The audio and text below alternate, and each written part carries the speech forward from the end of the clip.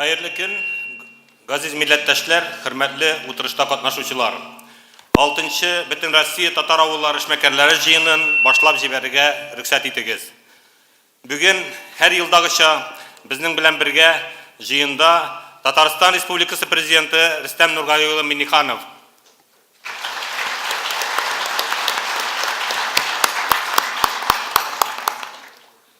Bugünkü jıyında şulay uq Tataristan Respublikası hükümeti agzalары, Россия Devlet Dumасы hem Tataristan Devlet Sovyeti deputatları, Tataristan Respublikasının Россия Federasyasındaki vekilleri, munisipal rayonlarının başkarma komitesi yetekçileri, cemaat işçileri, din ahilleri, Tatar ziyalıları, Rusya Federasyasının 41 tübeginden kilgen 748 Tatar avulları işmekerleri katnaşa.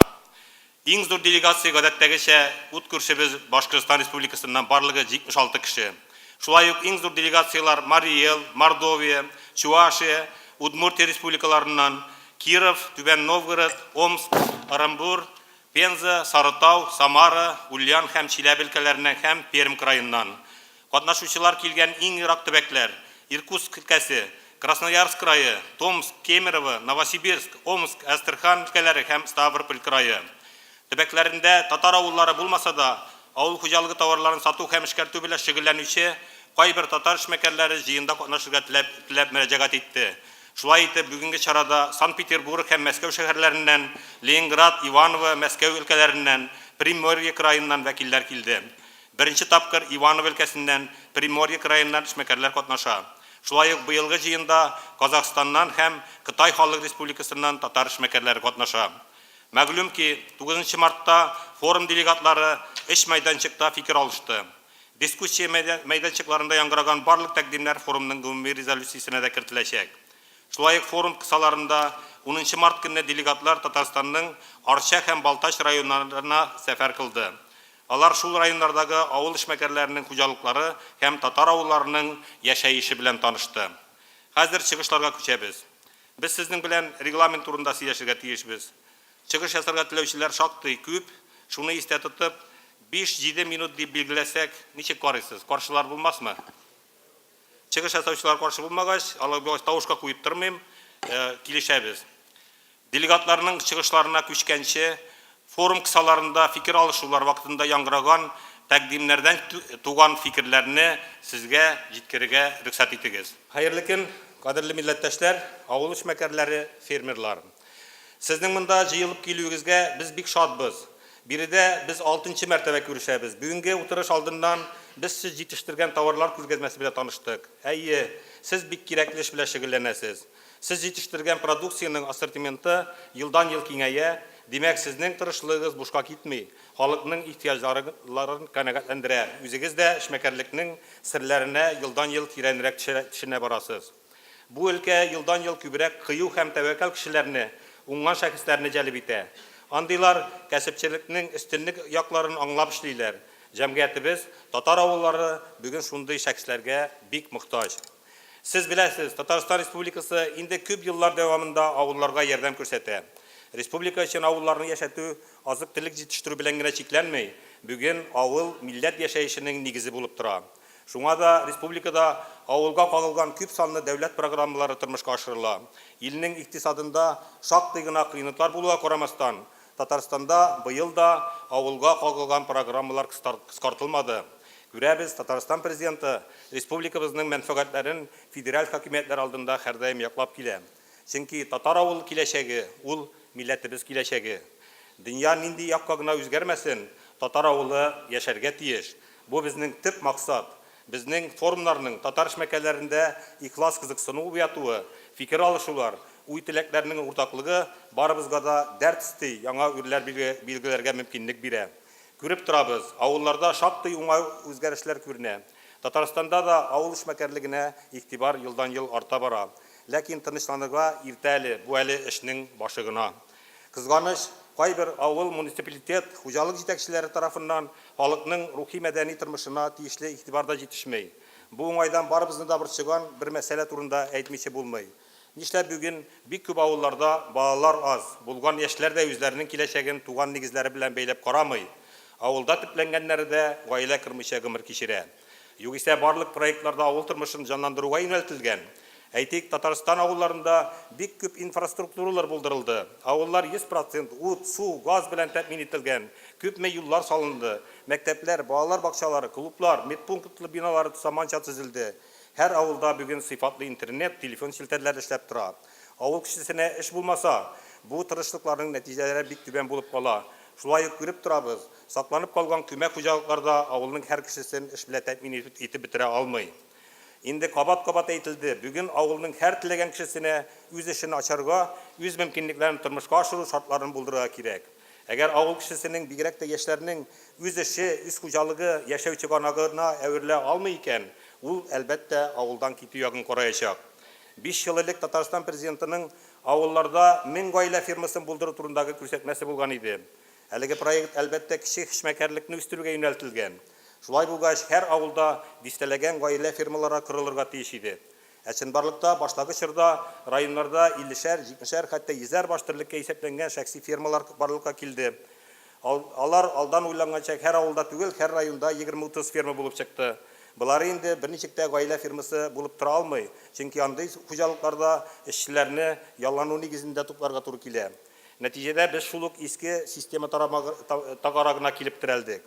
Шуны аңлап, соңгы вакытта президент ярдәме белән чыннан да 5-10 баш терлеккә исәпләнгән гаилә фермалары кырыла башлады. Бу эш субсидияләр бирү белән дә тагын да киңәйде. Кайбер районнарда бүген гаилә фермасын оештыру өчен субсидия алырга теләүчеләрнең чираты барлыкка килде. Бу әлбәттә бик уңай үзгәреш. Соңгы вакытларда сөтне сатып алу бәяләре дә бераз күтәрелү ягында. Булар һичшиксез авыл җирендәге ишле гаиләләргә, үз кешеләренә таянып эшләргә һәм яшәргә киң мөмкинлекләр ача. Алдынгы уңышлы татар авылларында без икенче тормышны күрәбез. Әйтик, Самар өлкәсенең Гали авылында, Чуашстан Республикасының Шыгырдан, Урмай авылларында халыкның 50-60% эшмәкәрлек белән көн күрә. Аларда гаилә фермалары үз авылларында ук продукция эшкәртү белән шөгыльләнүче цехлар белән тыгыз элемтәдә эшли. Шулай булгач, җитештергән малны сатуда бернинди тоткарлык юк. Һәр җирдә сатып алу үзләре килешенгән бәяләр буенча оештырылган. Бу очракта бәяләрне алар үзләре билгеләй. Чын-чынлап базар мөнәсәбәтләре урнаша. Менә ул конкуренция. Мондый мисаллар бүген җитәрлек. Аларның тәҗрибәсен киңрәк таратырга гына кирәк. Андый авылларда, соңгы елларда гына да яшь гаиләләрдән торган яңа урамнар калкып чыкты. Аларда балалар бакчалары, мәктәпләр балалар белән тулган. Авыл мөхитен яшәтүдә ислам диненең дә үз урыны бар. Күмәк кеш белән салынган мәчетләр буш тормый. Шушы авыллардагы эшмәкәрләр белән сөйләшә башласаң, бер нәрсә ачыклана. Аларда эшмәкәрләргә административ басымның аз булуын аңлыйсың. Бу авылларда эшмәкәрлек белән шөгыльләнергә беркем дә комачауламый. Булган административ чикләүләр бары тик закон нигезендә каралганнар гына. Кызганыч, әлегә кайбер министрлыкларда, айрым администрацияләрдә, аның урыннарындагы оешмаларында эшмәкәрлек нәрсәгә кирәк ул дигән фикердән чыгып эш алып баручы җитәкчеләр дә күренгәли. Мондый фикер белән яшәсәк, безнең авылга күрсәткән бөтен тырышлыгыбыз бушка китәчәк. Инде бүген хәтта алдынгы дип саналган кайбер районнарда, авылларда яшьләр юк, эшләүчеләр фәкать пенсионерлардан гына тора. Эшмәкәрлеккә ярдәм йөзеннән бер тәрәзә системасы да булдырылды, алга китеш күренмәй. Димәк, сәбәбе моның үзебездә яшәп килгән консерватизм чире. Бу очракта җитәкчеләрнең позицияләре аңлашыла. Эшмәкәр бит ул мөстәкыйль кеше, аның белән, аның хакимиятләр белән бәйнәлеше кимрәк. Әлбәттә, андыйлар белән җитәкчелек итү катлаулана, аларның һәрберсе белән аерым эшләргә туры килә. Безнең эшчәнлек нигездә күмәк хуҗалыклар белән кырылган. Без әлбәттә моңа күнеккәнбез, замана бүген бүтән карашларга күчүне таләп итә. Безнең үзебездә дә авылны саклап, заманча яшәтүнең матур үрнәкләре бар.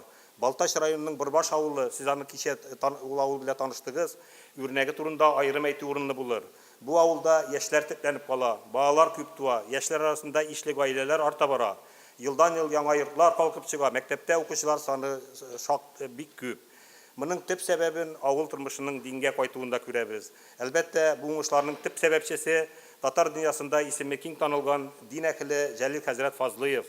Безнең күз алдыбызда бер көчле шәхеснең халыкны әйдәп баручы лидеры булып китү мисалы бу. Без дини яңарыш дип еш сөйлибез.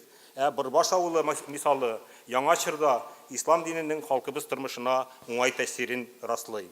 Бүген авылның рухи тормышында яңа күренешләр барлыкка килде. Бик күп җирләрдә төбәк тарихчылары татар авыллары тарихларын җитекләп өйрәнә, моңа багышланган шактый күләмдә китаплар чыга. Кайбер җирләрдә авыл интеллигенциясе балаларны, яшьләрне үз гаиләләре шәҗәрәләрен өйрәнү белән мавыктыра алды. Әлеге гамәлләрнең тәрбияви әһәмияте әлбәттә искиткеч зур. Мондый уңай тәҗрибә һәр татар авылында киң яклау табар. Бу эшкә иярүчеләр күп булыр дип ышанам. Кабатлап әйтәм, эшмәкәрлек ул кешегә мөстәкыйльлек бирә. Андый кеше кемнәндер нәрсәдер сорап йөрмәй, барысын үзе башкарып чыга. Күпме милләттәшләребез үз акчаларына туган авылларында мәчетләр кырды. Инде араларында халкыбыз өчен мөһим булган башка проектларга алынучылар да күренә башлады. Әйтик, Пенза өлкәсеннән чыккан авыл егете Ринат Абузаров үзенең туган авылында мәктәп һәм балалар бакчасы төзетте. Мондый мисаллар күбрәк булса, милләтебезнең яшәү көче артыр иде. Хатын-кызларыбыз да сынатмый. Әйтик, Уфадагы эшмәкәр Люция Вафина үз акчасына 6 катлы татар бизнес үзәге төзеп куйды. Хәзер ул биредә милли тормыш кору белән мәшгуль. Чыгышы белән Самар өлкәсенең данлыклы Галия авылыннан Дания Тулова берничә татар авылының үсешенә саллы өлешен кертте. Санкт-Петербург каласындагы милләттәшебез Абдулбар Алимов андагы татар тормышын җайга салу йөзеннән 1000 квадрат метр мәйданны милли мәдәни үзәк төзеде. Бу матур үрнәкләрне күреп, 21 гасырда милләттәшләребез арасында эшмәкәрләрнең яңа буыны барлыкка килер. Тарихыбыздагы татар меценатлары салган традициялар яшәр, алар үрнәгендә тулы бер хәрәкәт киң колач алыр дип ышанам. Әлеге мисалларда эшмәкәрлек хәрәкәтенең социаль әһәмияте ачык күренә. Барыбыз да беләбез, революция хәтле үк татарлар иң укымышлы милләтләрдән саналган. Татар байлары исәбенә ул чорда дистәләгән газет-журналлар чыгарылган, меңләгән китаплар басылган. Алар зур атаклы мәдрәсәләр тотканнар. Шул уку йортларыннан татарның күпчелек зыялылары чыккан. Безнең татар авыллары эшмәкәрләре җыенында сөйләшүләребезнең мәгънәсе елдан-ел тирәнәя бара. Аның эшендә катнашырга теләүчеләрнең саны да елдан-ел арта. Быелгы җыен эшендә катнашырга 7000 эшмәкәр теләк белдерде. Халкыбыз белән бергә булганыгыз өчен, авылларда татар милли тормышын җанландыруга өлеш керткәнегез өчен рәхмәт сезгә. Алда зур эшләр көтә. Быел Бөтенрусия татар авылы Сабантуе 15-16 июль көннәрендә Пенза өлкәсенең атаклы Урта Әләзән авылында узачак. Бу авыл үзенең булдыклы, уңган халкы белән дан тота. Алар инде күптән базар шартларында яши һәм шуның белән бөтен илгә үрнәк булып тора. Мөмкинлектән файдаланып, Сабантуй көннәрендә барып күрсәгез ялгышмассыз. Өйрәнер әйберләр күп аларда.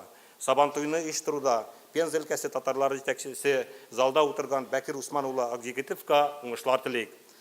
Газиз милләттәшләр, эшмәкәрлек күренеше аерым авылларда гына түгел, илдәге бөтен татар авылларын хәрәкәткә, үсешкә китерүче көчкә әверелер дип ышанам. Барыгызга да бу юлда уңышлар телим.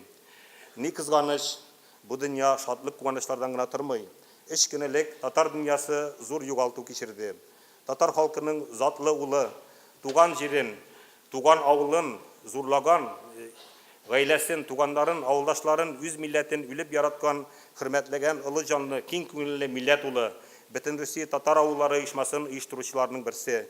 Беренче Бөтенрусия татар авыллары Сабантуен оештыручы, Бөтендөнья татар конгрессы башкарма комитеты әгъзасы Самар өлкәсенең Галия авылы егете Расих Мөҗәкит улы Латыповны югалттык. Расих милләтебез өчен башкарган гамәлләре белән татар тарихында җуелмас эз калдырды. Урыны җымакта булсын, туганнарына, гаиләсенә Ходай сабырлык бирсен. Рәхмәт.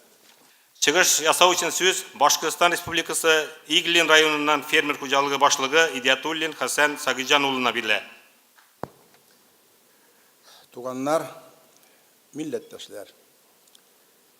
Без Татарстанда үзебезнең барыбызның тарихи дәүләтебездә, Аллага шөкер, 6нчы тапкыр җыелышып,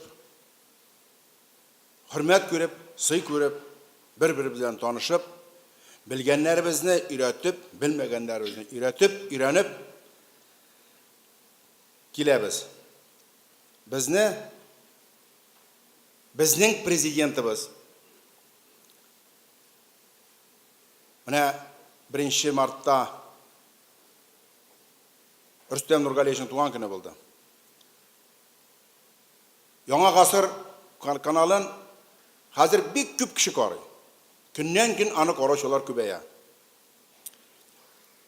Рөстәм Нургалиевичны тәбрикләп, бик күп илдән, бик күп дәүләтләрдән безнең милләттәшләребез чыгыш ясады. Алар барысы да нәрсә ди? Безнең президентыбыз диләр. Biz bir gine millet Rəsəydə özünün prezidenti var. Niye bizim prezidenti var? Çünkü biz Tatar.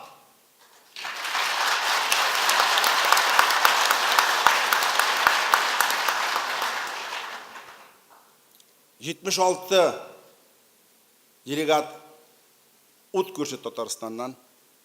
Hem Башқұртстанда yaşagan 1.600.000 болған татар халқынан hem өзімнің ғаиләдән шын күңелдән Рөстәм Нургалиевичны 60 яшы белән котлыйм.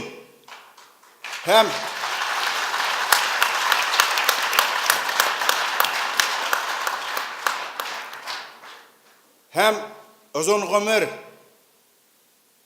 tanışlık, tüzemlik, nıklık Tatarımızını soklap kalırga, Tatarstanımızını soklap kalırga, birge yaşarga, ömür üterge, мәңгілікке бірге болырға тілейм.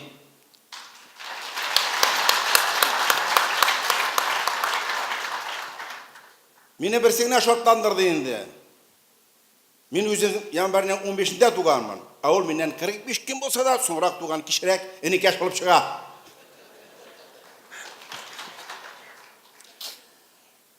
Мен кем? Ғали гіне сіздің көбек бір адами зат.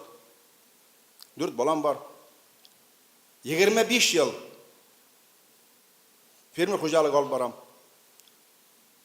60 yıl yaşadım.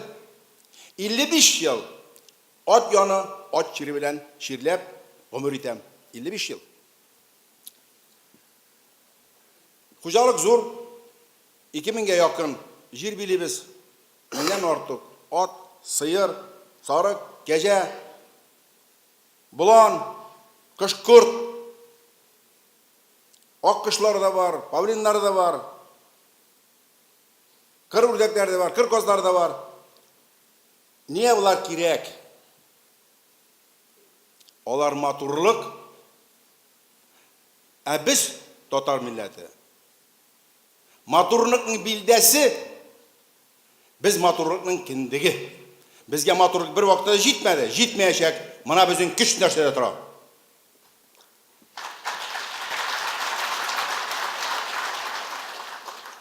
Kişeginek biz vardık Baltaş rayonuna.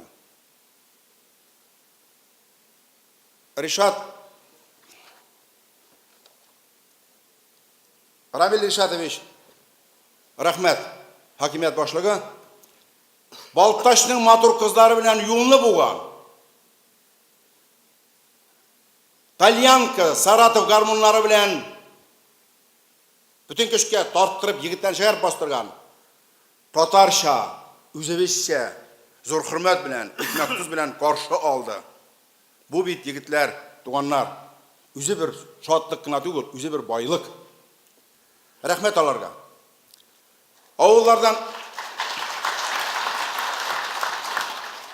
Avullarını көрсеттілер. Püxtölük, maturluk.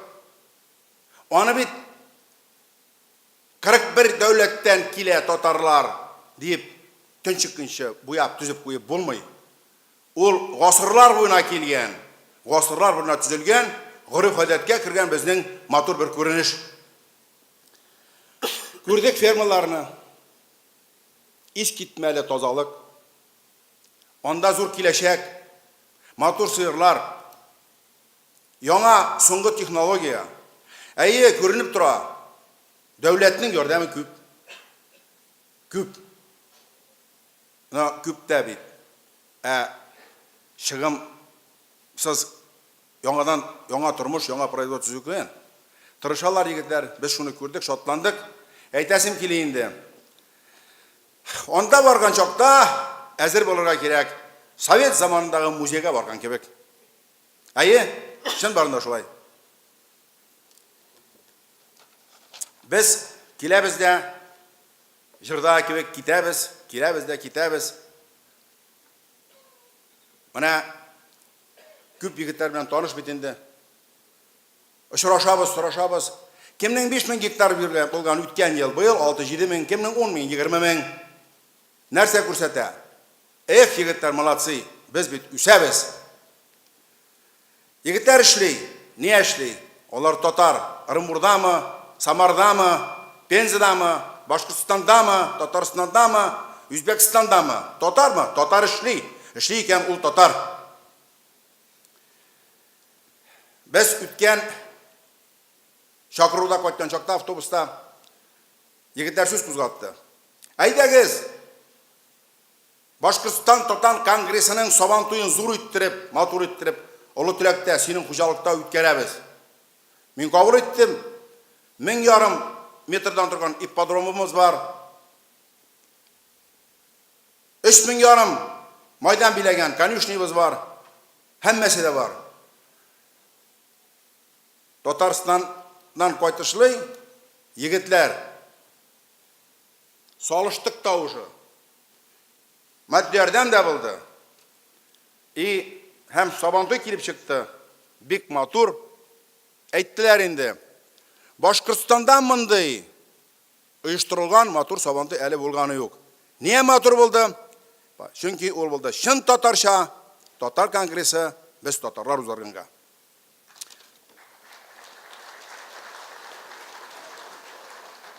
Аны уздаруда Гаймалов Рафик, Зиянгиров Рамиль, Идиатуллин Дамир, Хабиров Рамиль, Габидуллин Айдар, Зарипов Расим, Сабирьянов Ильнур, Гильманов Дамир, Гильманов Фәнир, Динуров Альберт. Һәм дә йөзләр татар милләт эшкуарлары катнашты. Менә безнең тарихи дәүләтебезгә килүнең нәтиҗәләре, бу җимешләре. Без оештык, оеша алабыз. Һәм дә бик күп кенә районнарда, бик күп кенә авылларда өлге итеп, шушы сабантуйдан соң бик күп яудан сабантуйлар үткәрелде. Быел инде Алла бирсә 17-нче елны сабантуй бөтен дөнья татар конгрессы тәгаенләү буенча куелган олы теләктә 1 июльгә без барыгызны да чакырабыз. Сабантуйга килегез. Рөстәм Нургалиевичны, Ринат Закировичны мин исемләп бүген чакырам сезнең алда. Һәм ышанабыз, килерләр безгә сабантуйга бергә үткәребез дип.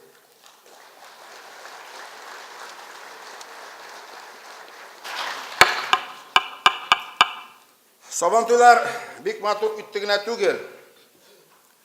Рәхмәт. Бик зур ярдәм күрсәтте безгә Татарстан Республикасы. 2 көн дигәндә, 2 тәүлек дигәндә Лада Гранта дигән машинаны китереп Сабантуй мәйданына бастырып та куйдылар. Приз, подарок от президента Республики Татарстан дигән язма белән.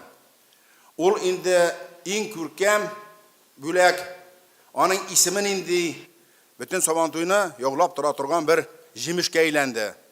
Рәхмәт, ярдәм иттегез. Бөтен Сабантуйга куәт, көч һәм кодрәт бирдегез. Рәхмәт.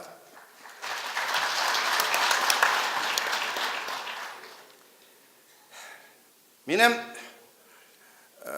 бер казак кичәгенәк Балташта бик сыйладылар. Җырда җырлагыз әле диләр безгә. Бәй уйлап тордык та, без ничек җыр җырлый алабыз инде? Безнең бит иң яхшы, иң матур артистларыбыз, җырларыбызны шүпләп Татарстанга китереп тамыр алдырдыгыз бит инде. Без дә әйтәләр, калмадылар дидек. Чынбарында шулай. Рәхмәт. Үзебезнең милләт халкы югалып калмый. Һәм Татарстан тарафыннан барысы да игътибарга лаек. Үземнең чыгышны бетерү нәрсә белән бетә? Иң тәмлесе, иң яхшысы, иң матуры белән. Менә без ат турында сөйләбез. Мин ат ширле кеше, татар аты, татар токымы дигән бик сүз күптән йөрий. Әйтәм, менә мин Хәсән Идиатуллин Башкортстанда бер туктаусыз 30 ел селекция алып барган кеше, татар токымын чыгару турында һәм дә аны әйтә алам. Берничә фән Негізінде татар төкімі Башқұртстанда барыққа келді деп. Бүләк етіп, үрнәк етіп, испаплап, біз алып келдік Башқұртстаннан, Идиятун қожалығынан бірден бір түгел, ең яқшылардан яқшысы татар тұқымлы айғыр бүләк етеміз өзіміздің туған Татарстанға.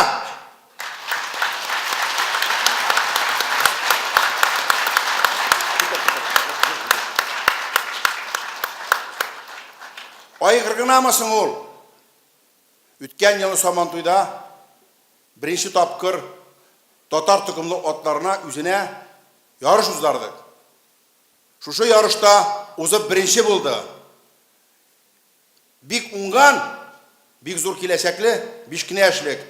Шанабыз, Татарстанда татар тұқымлы отның башының башы шушы айғыр болыр.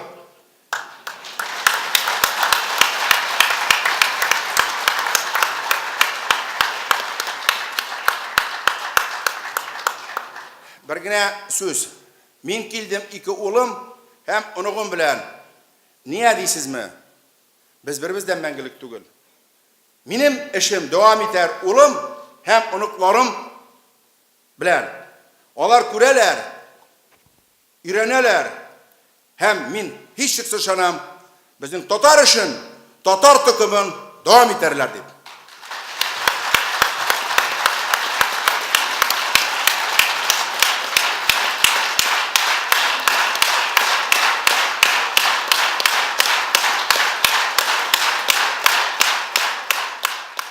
Чыгыш жасау үшін сөз Чувашия Республикасы Батыр районы Шығырдан ауылы крестьян фермер хуҗалыгы башлыгы Чабатов Фәрит Кыяметдин улына бирелә.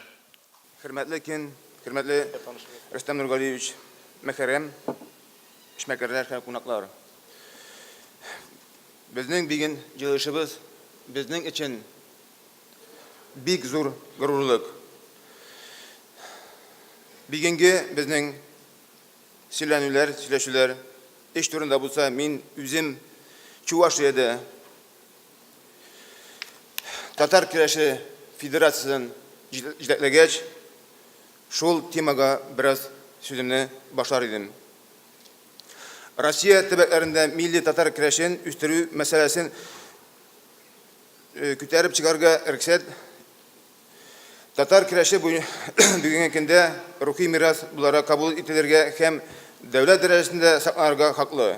Чөнки һәр милли спорт төре теге яки бу халкын менталитетын барлыкка китерә, башкалардан айырып торучы сыйфатлар формалаштыра.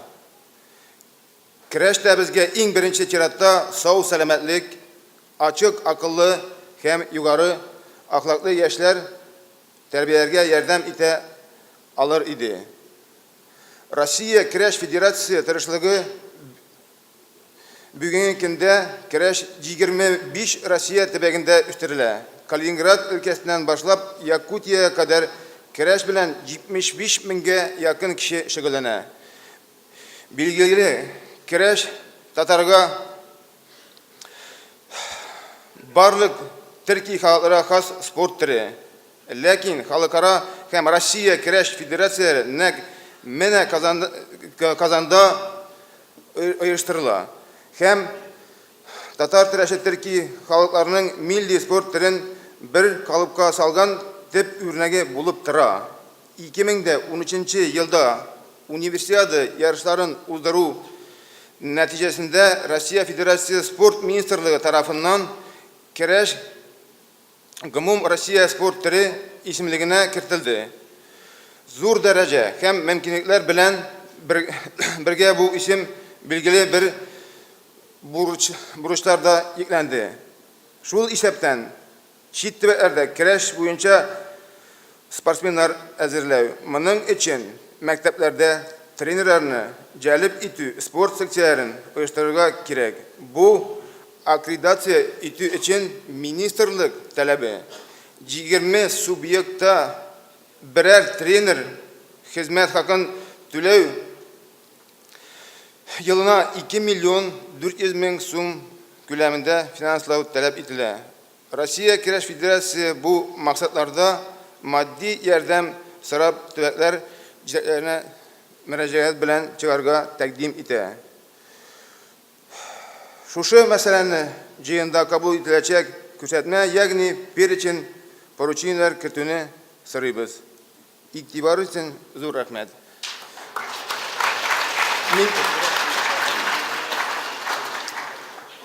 Мин үземнең исемнән тагын әйтеп узар идем.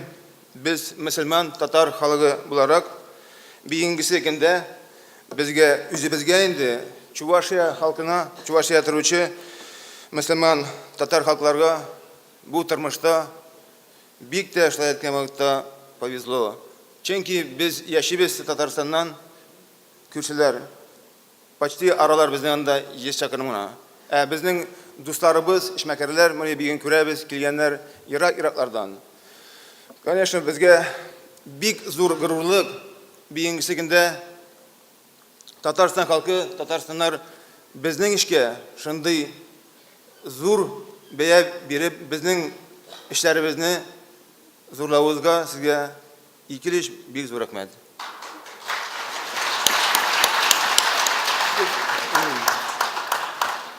Сүзне Ульяновск өлкәсе Радищев районы Агроинвест җаваплылыгы чикләнгән җәмгыять генераль директоры Бириков Камил Юнус улына бирәбез. Ассаламу алейкум, милләттәшләр. Рустам Нургалиевич. Бисмиллахир-рахманир-рахим. Хәзер мин сезгә сөйлимен безнең семейный бизнес турында. Нәрсәдән башладык? Аны әти башлаучы Бириков Юнус Абдулкадырович, нинди хәлгә без бүгенге көнгә килдек.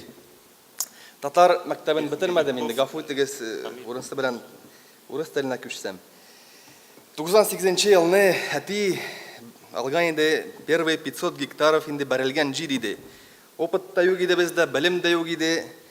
Тотындык бушный техникадан и öğrәнә инде öğрәндек үстерергә. Әле инде дигәннәр получается үстерәбез, все, монда икенче вопрос. Нишләргә ул бодай белән? Фикер иттек тә инде решили ясарга үзебезгә бер мукомольный завод. Алдык инде бәрелгән иде здание, МСОныкы, алдык оборудование 25 мең килограмм суткасына исә торган. Все тирмәнне бәрдек, бодайны үстерәбез инде. Икенче вопрос. Икән кирәк яхшы бодай. Койты бодайдан он чыкмый. Ишеткән идек Краснодарда стабильно алып торалар высококачественный 3 класс бодай. Решили барырга анда өйрәнергә. Килдек, безнән дә кем дә көтми икән. Ну, майлап нитеп инде татарларны беләсез, секретларын инде аларныкын все-таки без алдык. Аларныкы 3 шарт. Это обновляемый семенной фонд, применяют инсектициды, вносят минеральные удобрения корневые, а самое главное, вот для качества, алар используют листьевую подкормку. И подкормку алар изготавливают сами. Там, оказывается, сложного ничего нету. Берут куриный помет, берут из нее вытяжку, добавляют районированную бактерию, которую вот сами из земли берут, и добавляют мочевину. Все это льют на пшеницу, и 100% результат. Без это все вот у себя сделали, осуществили. И вот без джеп торабас бодай, кликовина саджит межбиш сигизанбиш, идека джит межбиш сигизанбиш, а кликовина се утез биш процент. Натурас до 850, это отличный показатель. Также урожайность без достигли местами в полях до 60 центнеров зерновых, пшеницы в частности, и 28 центнеров подсолнечника.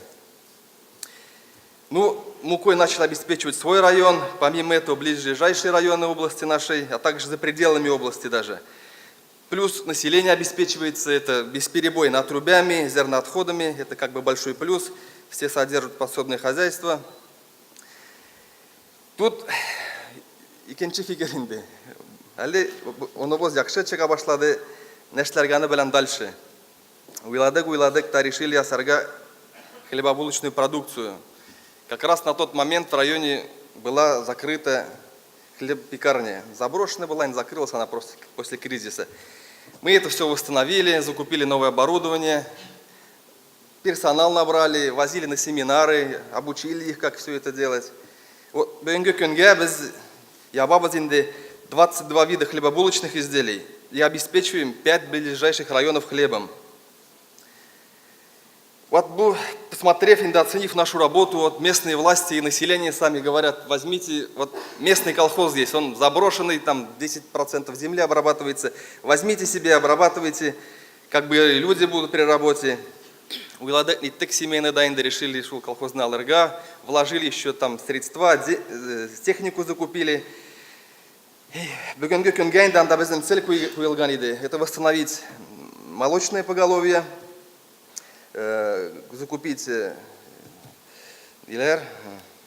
племенной скот, плюс овец. Кроме того, я потом черту подведу, расскажу, к чему мы достигли. Кроме того, у нас есть опыт по возделыванию огурцов в закрытом грунте. Но на сегодняшний день площадь небольшая, это порядка 20 соток теплиц. Но мы над этим работаем, потому что огурцы пользуются популярностью, это уже как бренд, радические огурцы. Даже появились уже такие люди, которые под наши огурцы продают свои. Вот. Ну, подводя черту, да, вот в нашем хозяйстве на сегодняшний день, вот у нас два хозяйства, Агроинвест и Дворянское, мы обрабатываем порядка более 15 тысяч гектаров земли, содержим вот 700 голов КРС, 300 голов овец, создали более 200 рабочих мест. Более того, вот населению реализуем молоко по выгодной цене, свежее мясо, огурцы, у нас мед, пасека своя, хлебобулочные изделия.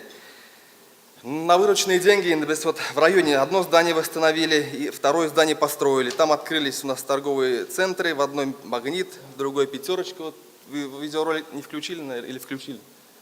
Там все это показано. Открыли АЗС, где реализуем качественное топливо. У нас в районе работает местное телевидение. Включите, пожалуйста, видеоролик.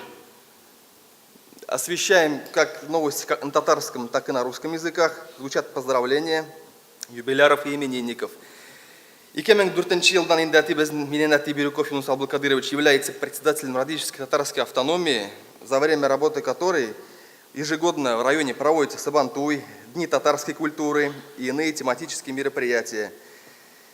Под началом Бирюкова Юнуса Абдулкадыровича была построена в Радище мечеть Мадина. В ней регулярно совершают намаз мусульмане, проводятся маджлисы, обучают детей Корану. Вот. Как бы вкратце, если по регламенту, у меня все. Спасибо.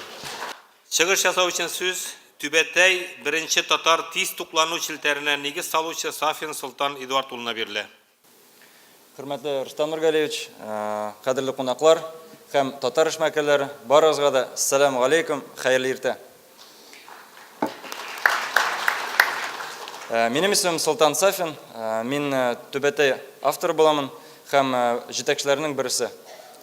Барысы да Түбәтәй ул Казан бренды, Казан проекты дип уйлыйдыр. Хәтта юк.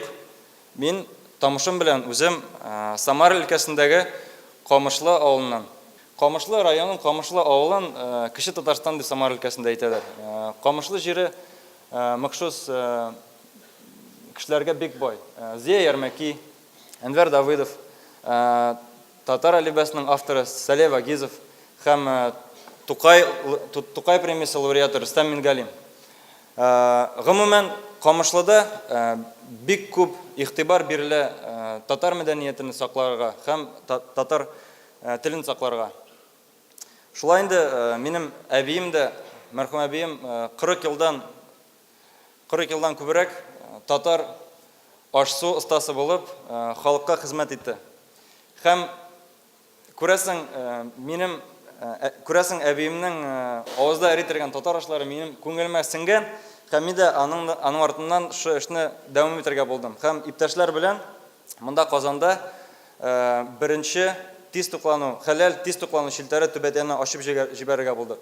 Безнең максатыбыз татарларны, татар ашларын бөтен дөньяга тарату. Келесі слайд.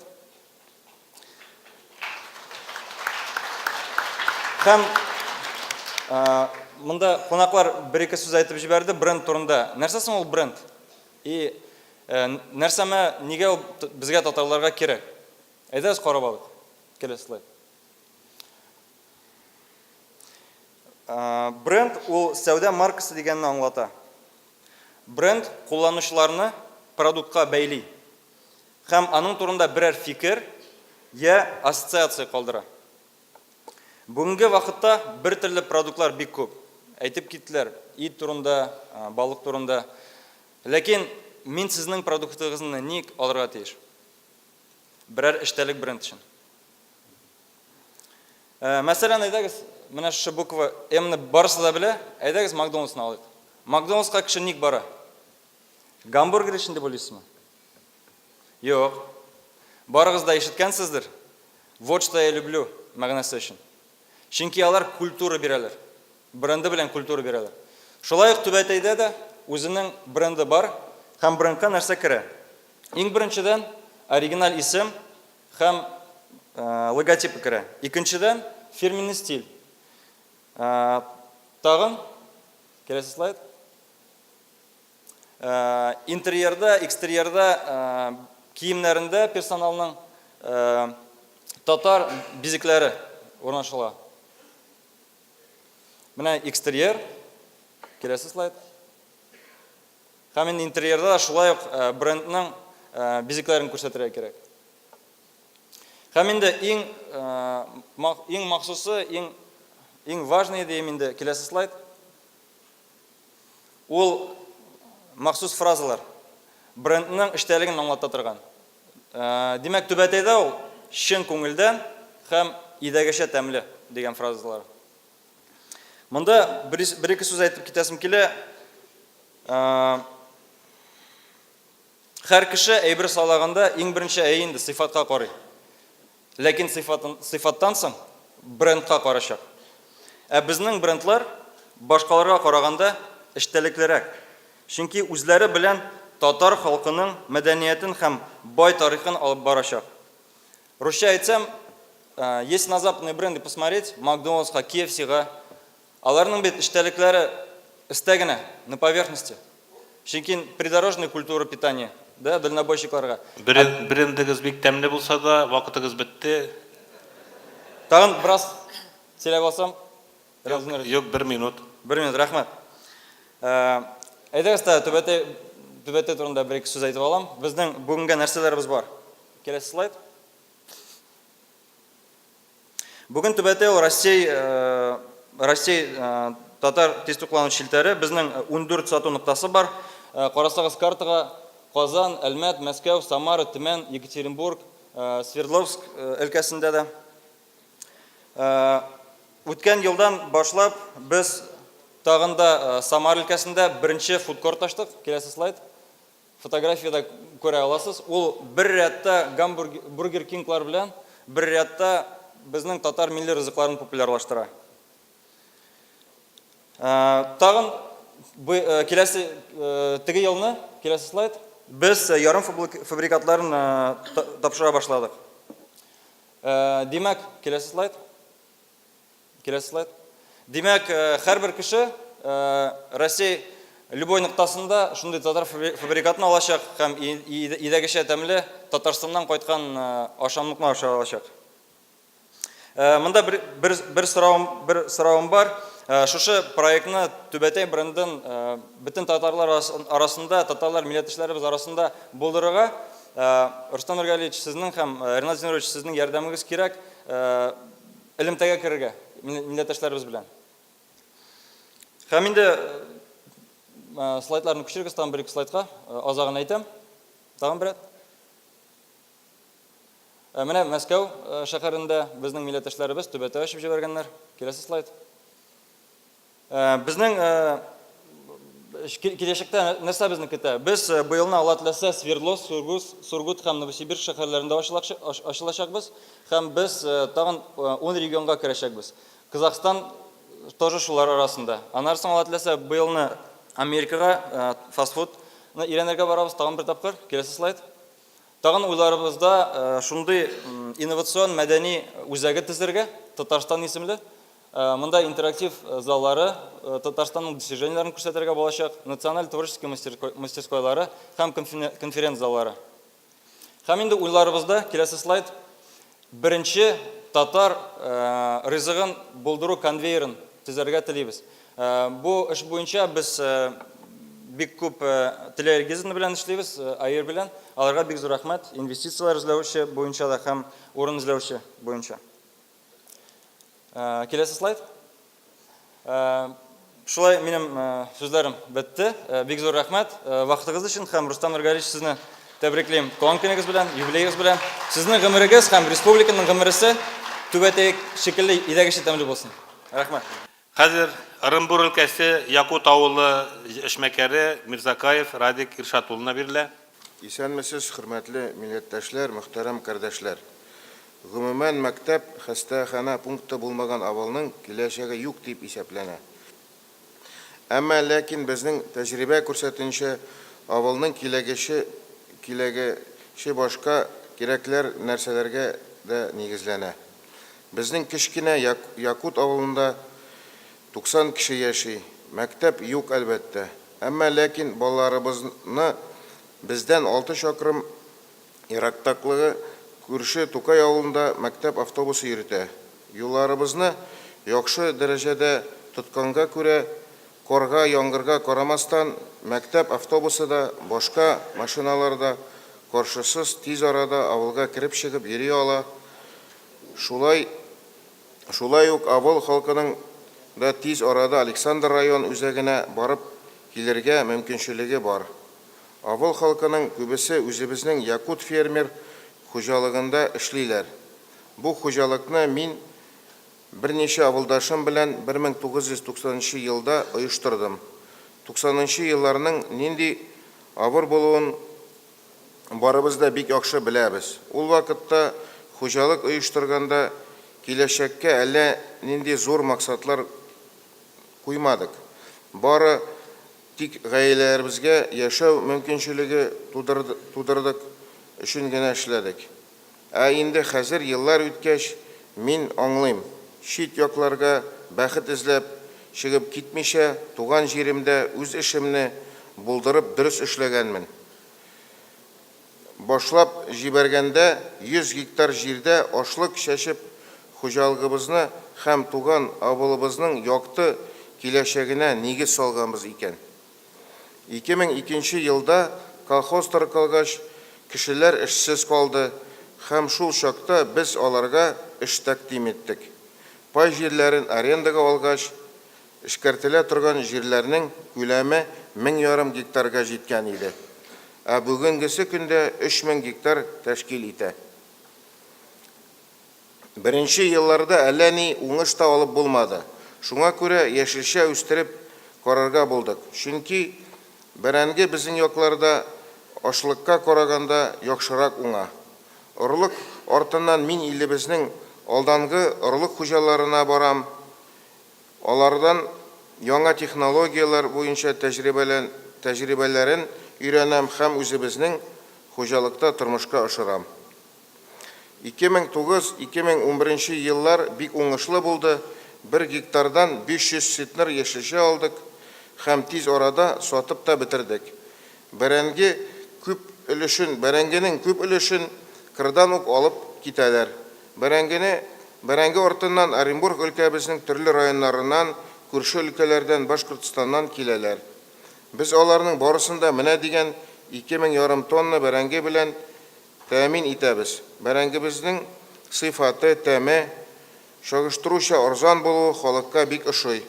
Оренбург базарларында еш кына Якут бәрәнгесе сораганлыктан, хатта кайчакта чит регионнардан китергән бәрәнгене дә Якутныкы дип сатырга ниятләнгән очраклар да була. Яхшы уңыш алудан, керемнән файдаланып, кичергәнче чәчү, җыю машиналары, 4 ашлык җыя торган, 2 бәрәнге җыя торган комбайннар, 14 трактор алдык, 2 яшелчә саклау склады, 4000 квадратный метр ашлык складлары салдык. Ашлык чәчүне дә дәвам иттек. Еш кына 1 гектардан 20 центнер аларга туры килде, бу нәтиҗә безнең өчен бик яхшы. Авыл үсеше хуҗалык өчен бик зур әһәмияткә ия. Авылны саклау ул милләтебезне саклау. Бүгенгесе көндә мин горур Чөнки туып үскән авылымда әнием, әтием, гаиләм, тормыш иптәшем һәм улым белән яшим. Улым авыл хуҗалыгы университетын тәмамлагач, кайтып хуҗалыкта эшли башлады. Әлбәттә, булар барысы да миңа җаваплылык эшли. Чөнки мин хуҗалыкның эш өчен, гаиләмнең көнкүреше өчен җаваплы. Хуҗалыктагы эшчеләргә эш хакында тиешенчә җитештерәбез, вакытында түләп торабыз. Аның каравы, яшьләр авылда калу бик шатландыра. 6 гаилә авыл өйе программасы буенча үй салалар. Ә без аларга хуҗалык исәменнән бушлай өстәмә субсидия белән ярдәм иттек.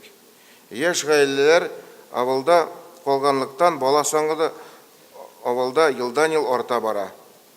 Хәзер бала саны 20-дан артты. Балаларыбыз күрше авыл мәктәбендә укыганлыктан без ел сайын җәйге ремонт вакытында мәктәпкә ярдәм күрсәтәбез, чөнки аңлап торабыз, балалар безнең киләчәгебез.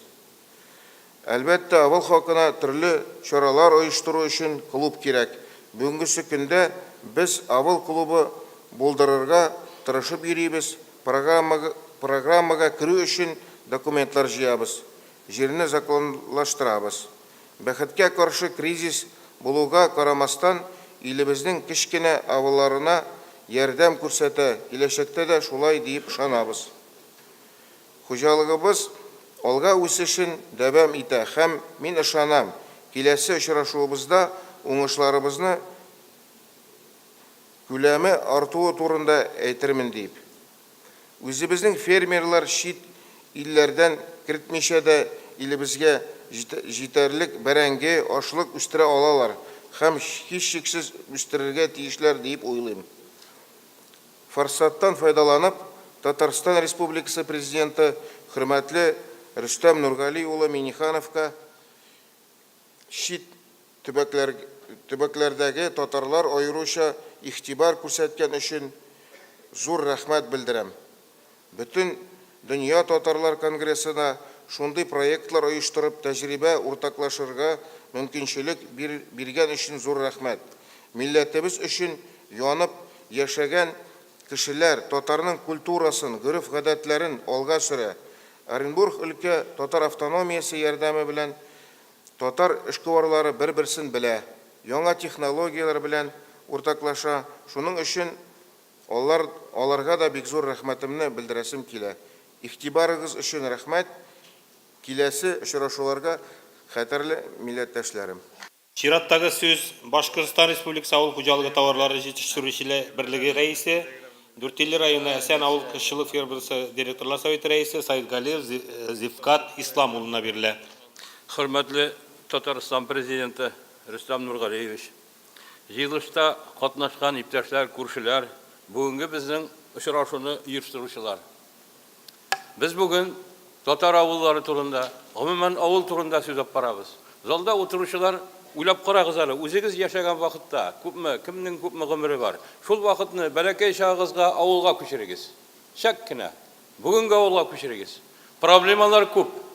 Авылларның соңгы 20-25 ел эчендә таралганы кебек, таралган вакыты булды микән?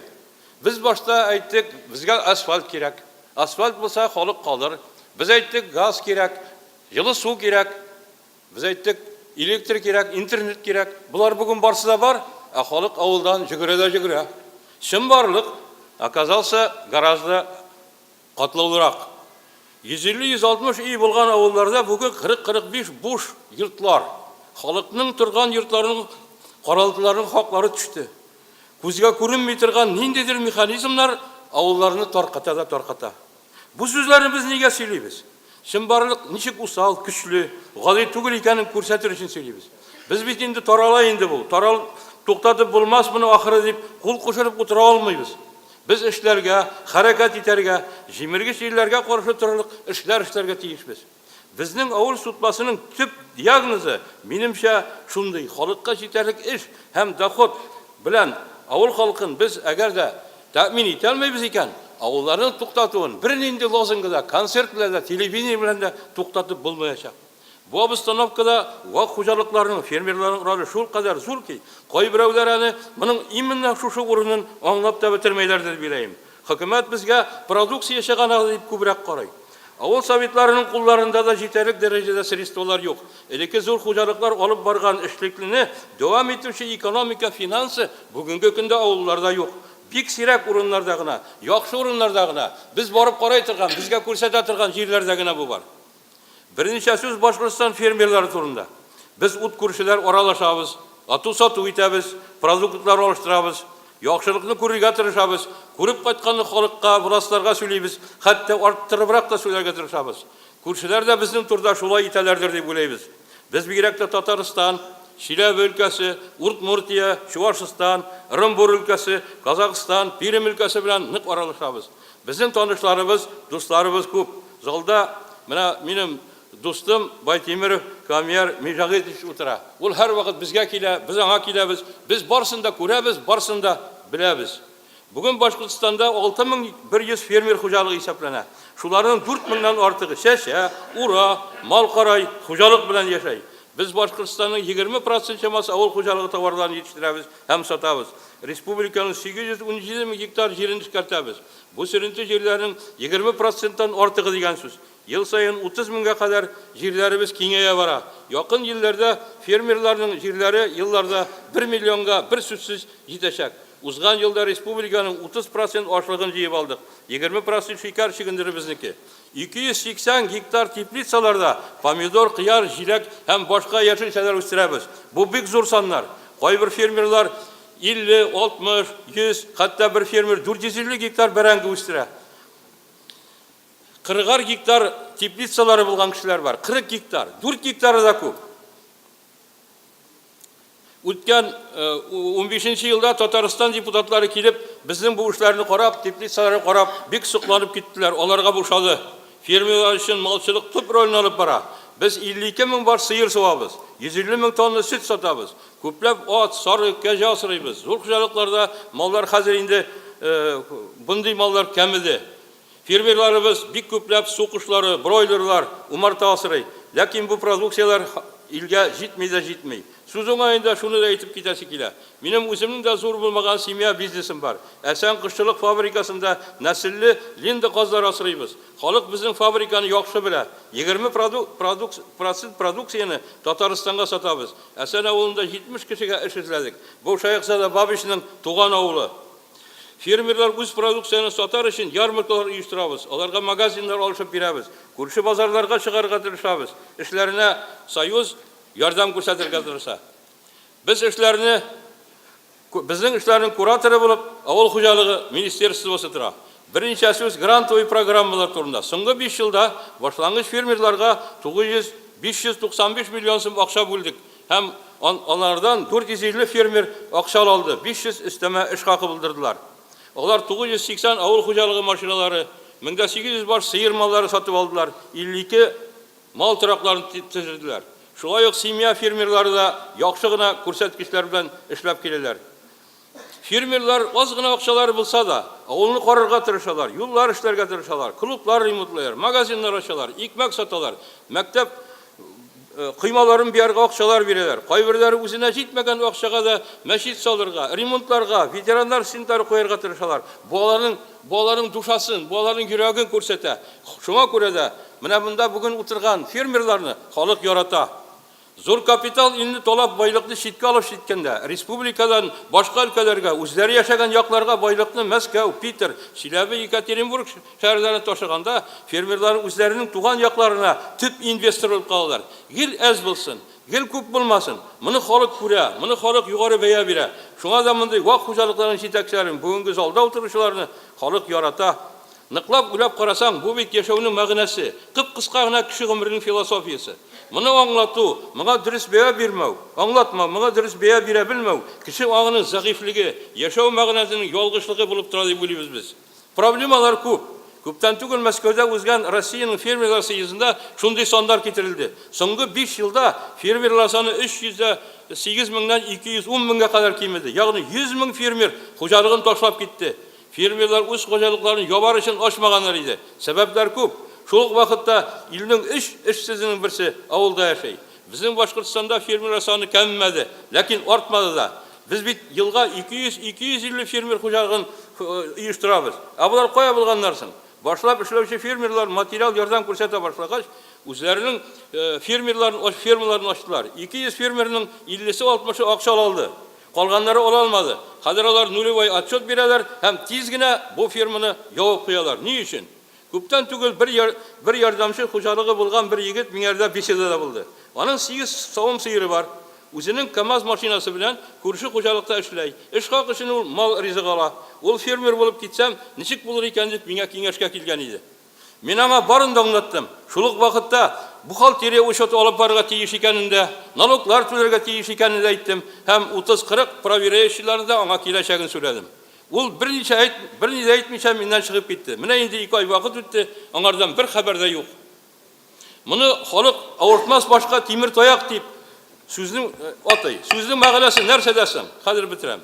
Безнең киңәш эш күләме 50-60 миллионнан артмаган фермер хуҗалыкларын ылпыхалардан аерырга ярамый. Аларга лицензия бирергә кирәк. Мәсәлән, елга ниндидер 500 мең, 600 мең акча түләргә тиешләр. Бернинди учет, бернинди проверка салар эшләргә тиешләр. Хәтеребездәме? Җитәкчеләрнең берсе заманында хватит кошмарить бизнес дип әйткән иде. Ләкин кошмарить итүчеләр инструментларын бер кем дә алмады, таякларын кыскартмады. Киресенчә, абзар тиресен, маллыга бик куркыныч әйбер дип, табигатьне бузучы дип атадылар. Моның өчен кем булырга кирәк? Нинди баш белән уйларга кирәк? Нинди уку йортлары бетерә кирәк? Халык көлә, фермерлар җылай. Күптән түгел бер ученый безнең Башкортстаннан Новый Зеландиядә булып кайтты. Кайткачтан сорайбыз, ничек сезнең анда Новый Зеландиядә эш? Юк, анда племенный эш юк ди. Ул нәмә күргән? Ул күргән һәрбер фермерда 450 сыер, 4500 удай күргән, туровый отел күргән.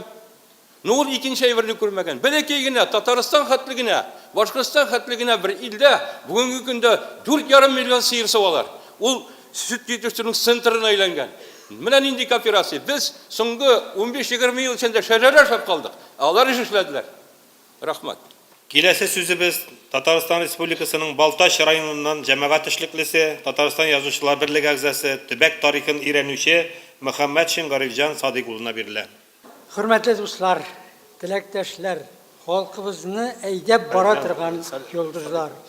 Сезне менә мин Балтач җирлегенә килүегез белән сөенәм менә монда килүегез белән.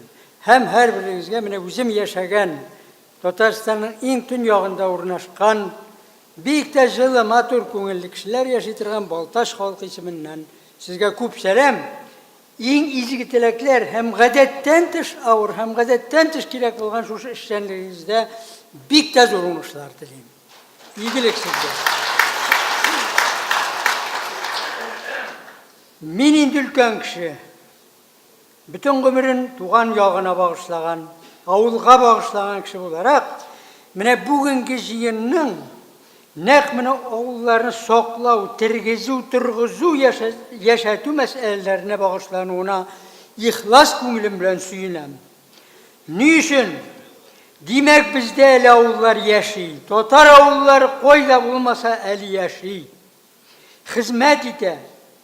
Әмінә бит күп төбәкләрдә, күп урыннарда, өстәп әйтер идем, татарлар булмаган урыннарда, мәсьәләне инде менә мондый аспектта куеп булмый. Анда инде авылларны яңадан төзү турында гына сөйләшеп була. Мин бу сүзләрне билеп әйтәм, чөнки менә монда әйттеләр, мин тарихы белән сөйләшәм туган ягыбызның. Бик күп китаплар язган кеше. Бик күп архивларга йөрергә туры килә. Кировтыр, Уфадыр, Мәскәүдер, Казан турында сүз алып бармыйм инде. Башка төбәкләр күрәм, машинада барасың, машинада кайтасың. Бар да күз алдында бит безнең. Менә безнең бүгенге җыеныбызда мин хөрмәтле президент Рөстәм Миңнеханов катнашуына бик сөенәм. Аның тиңсез эшчәнлеге барыбызның да күз алдында, инде сөйләп торасы юк. Иң әһмиятлесе менә мин әйтер идем, беренче президентыбыз Минтимер Шәрипович вакытыннан алынган сәясәт менә ышанычлы типлар белән дәвамлы, излекле maqsadchan saqlana ham turmushqa oshirila. Bu bek de ehemmiyetlidir. Şunun için sizge bir rahmet. Mında prezidentimizin qatnaşığı, ul indi bizning respublikamiz hem ondan şitte de avulni saqlauga nindi zo'r, tatar avullarini saqlauga nindi zo'r ihtibar beruvining ochiq dalili. Ulangan ekan, bu tirishlikning natijasi zo'r ham iyilikli bo'lacak. Hem tatar avullari turacak, saqlanacak, yaşayacak, uçacak deb men ishonam. Hem siz de buni anglıysiz deb bilaman. Shunisi suyundira. Mana bizning respublikamizda, men o'zimizning respublikani yaxshi bilaman endi. Ovulni saqlab qolib, o'stirish uchun endi bugun bir ko'p narsa ishlanadi. Mana shunday maxsus programmalar ishlaydi. Onların her birisinin üzerinde bitta sizgir ko'ngilli, tiz jarohatlanuvchan, yoqti, jili yonli avul kişisinin, şu kişilerinin menfaatlari turadi. Şulay bulurga da tiyiş. Şunun için işlerge tiyiş. Bizning avul turunda söyleyen barlık işlerimiz. Men şul kadar mine suyunib o'tiram. Yiroqlarda respublikamizdan chiqdi tatar avullarında ne kadarli motor etib yashay bilalar ekan. Nindi zo'r ishlar qaralar ekan. Ixlos ko'ngildan rahmat sizga. İhtibar etesi birinci meselem, ulmunda qo'yilgan meselenin Tatariston şungina tugil, Tatar avullarına şun tugil, bütün Rossiya ko'lam aktualligi. Men ne üçün şulay deb aytam? Birinchidan avul ilning iminligining negizi. Avul ilning iminligining negizi. Qurolsiz yashab bo'lar. Qurol so'g'ish birgina problemini da hal etmey. U xalqning ko'ngil turna tüpkə tushib o'tira. Sondiqdagi abilarning yatqari shekilli. U vaqt o'tib bilan qamir shekilli qobara, zuraya hem yana tag'in da zo'rroq fojialarning sababi bo'ladi. Amina ikmaksiz yashab bo'lmaydi. Ikmakning narsa ekanini siz endi mana bizning bugun kishilaridan so'rag'iz. Hayır, ömrünüzün avulga bağışlagan izgi canlar olarak siz bunu indi o'zingizda yaxshi anlaysiz. Avul ilning to'yindiruvchisi. Onlarga soqshil qarash kerak, jili qarash kerak. Rossiya Afrikadan dünya krokodilni toshib to'yindirib bo'lmaydi. Onu to'yindiruvchilar mana bunda o'tiradi. Ilning iminligin qurol ta'min etmaydi. Ilning iminligin itmak ta'min etadi. Bizning uchun Tatar xalqi uchun tag'in bir qadetdan zo'r ahamiyati bor, ahamiyatli vazifasi bor avulning. Avul bizning xalqimizning o'zangin, tilin, mung'in, imanin, axloqin, madaniyatini saqlab o'rni. Bugün bigirakda mana shu ishni biz boribizda anglab ketaveramiz. Shunga ko'ra Tatar avullarini turg'izuga shin Tatar joni bo'lgan har bir so'zlashni kiritirga kerak. İkinci fikrim etip, avulning bugungi halatini tayinlab ketasim kelaman. Menim bu turda bugün söz bo'lmadi deb bilaman. Bugungi avul endi 90-2000 yillardagi avul tugil. U endi yarim shahar. Mana menim avulim Tataristondagi, menim tug'an avulim turunda söz bor. Men Boltashda yashayman. Tug'an avulim turunda aytaman. U Tataristondagi eng motor avullarning birisi. 2 qatlı, motor kirpishdan, ağaçdan solingan yo'llar. Onların her birisine gaz kirgan, su kirgan, pishroq suvi chiqarilgan. Onun bir problemisi de yok turmuş yağından. Mektepler işli, boşkası işli. Her kiminin qopqa tübüne asfalt getirilgan. Uyingdan chiqib, mashinanga o'tirib, saat yarım içinde Boltashga kelib, opera teatridan opera qarab qaytuv, avul kishisine bir niyat turmaydi. Qozonning qo'y bir o'rindan saat yarımdagina opera teatrina borib yetib bo'lmaydi. Shu shunday shartlar tuzdirilgan. Avul mındı. Lakin avul kişisi de bugün 30-40 50-60 yıllardaki hatta 90 yıllardaki yarım kul ravuşunda başını yiyip ege deyip duruşu miskin tugil. Ul indi öz derecesini bile turgan, gözüne turu qarab, öz fikrin negizi deb ayta, keraksa talab ete bile turgan şahıs. Bugünkü avul turunda fikirleşkende, onun kileşegi turunda oylaganda, nek mine şuşularını negiz etip alırga gerek her koyda. hem en aşısı bugün avul, Tatar avulu da nigine desek de ekrinlep ortaya vara. 20-30 yıl öter, nerse bulursun, yaşlar olmasa eğer avulda. Mine şunu uylarga gerek. Üçüncü fikrim, bugün avulunu soklap kalırga mümkün mü? Avulunun kileşegi var mı? Mine uz avulumda, uz rayonumda haretten çıkıp min şanı beytem. Mümkün hem kirek. Bunun için nerseslerge kirek. Mine gafu itigiz min tiskerrege birler turunda söyleyeyim şekilde no söylerge kirek şuşu ruhta deyip söyleyeyim ben. Mine en birincisi avul halkının kileşekke ışanışın turguzurga kirek. Bugün avul halkının kileşekke ışanışı kimi bara? Avul halkı üzerine biklene bara. Tutaş soğuşlar. Mine avulga koraşta, sosyal tarmakta, izlikli siyasetinin bulmağı, izlikli, көп yıllarga hesaplangan siyaseti bulmağı. Kimsi türlü karar. Mine bular bütünüsü de avul kişisine tiskeri tesir eder. Onun көңілін çöre, onu üzerine biklenirge mecbur eder. Bunun koyalıp bargan üstügüz anlıyorsunuz indi. Mine soğuk vakitte min kuzetem rayonumuzda bik de eybet rayon bizim rayon. Jitekçileri biz yaş. İnirgir, yürüler, tobalar, işliler, bulduralar. Respublika programları işli olmaganların işlene rayonda. Lakin mine yaşlar arasında bugün ölüm şarapları kişiye. İnsulttan ölüyorlar, infarkttan ölüyorlar. Ellen indi trombolar barlıkka geldi. Sebebi aşağımızın indi tuklanımızın ana şu Afrika'dan koytan atkutların aşağımızdan gelip şahabidiğini. Mine suisid şarapları orta. Kişilerde agresiflik kişiye bara ekrinle bulsa da. Eytesi kilmiyorlar, lakin eytirge kirek, eytesim kile. Bugün mine barısı da, mine min söyleyen barısı da ilde yaşayışının, kılıçının ütkün yüzlüğünden yolan ayak atlap baru haletinde bulunduğunda dalilli. İlinin siyasetinde, umumen ilinin siyasetinde üzgerişler kirek. Babat aytem, siz beni dürüst anlağız indi. Biz bugün avulunu soklap kalıyoruz. Yaşatı turunda söz alıp barabız.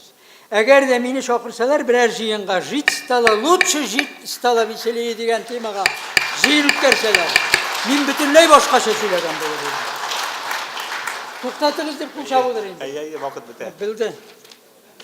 Rahmet sizge. Bik tepli fikirler yangıradı. Şundan da bu küplerini bir çetirgen meseleler. Barımızda onu anlayıp bilip durabız. Bir katlaulu problemler. Gadigine çişilişi yok. Şuna göre barımızda da bir çetirgen meselelerini kütediniz. Rahmet sizge. Hazır söz çıkış yasav için Bionovatik Devlet Kompaniyası Genel Direktörü Рамазанов Рустем Рашидулловна берілі. Добрый день. Я буду выступать на русском языке, извините. Меня зовут Рустам Рамазанов, я татарстанский предприниматель. Моя компания построила в Татарстане новое современное производство микробиологических препаратов, и мы продвигаем биометод в сельском хозяйстве. Но как предприниматель, в первую очередь, я хотел бы сказать, что в Татарстане на сегодняшний день создана уникальная инфраструктура общения и взаимодействия бизнеса, особенно среднего и малого бизнеса. Могу привести конкретный пример. 3 месяца назад на форуме «Деловые партнеры Татарстана» мы познакомились с молодыми ребятами. IT-компания ByDenti, они разработали программный продукт с QR-кодом, который позволяет отслеживать весь маршрут, качество, время, сроки движения канистры продукта. А все наши продукты идут в пластиковых канистрах разной емкости. Мы через 2-3 недели общения запустили проект, и сегодня все наши канистры, они метятся QR-кодом, и мы видим в реальном времени, где наш продукт находится и какого он качества. Это очень важно для микробиологических препаратов. Теперь о самом биометоде. Биометод – это все-таки не органическое земледелие, это не какие-то народные средства, это не навоз, это не куриный помет. Да, сразу хочу сказать, что это современное хай-тек область, это наукоемкая отрасль, современное автоматизированное производство новейших препаратов, которые основаны на живых микроорганизмах, измененных, натренированных и произведенных с тщательной частотой и качеством. Вот слайд опыт применения Казанского государственного сельскохозяйственного института, опыт применения различных программ защиты и питания растений, который показывает, что при добавлении микробиологических препаратов в программы защиты и питания может в 2 раза увеличить, на 50, на 100% может увеличить урожайность, при этом, что важно, не повышая стоимость обработок.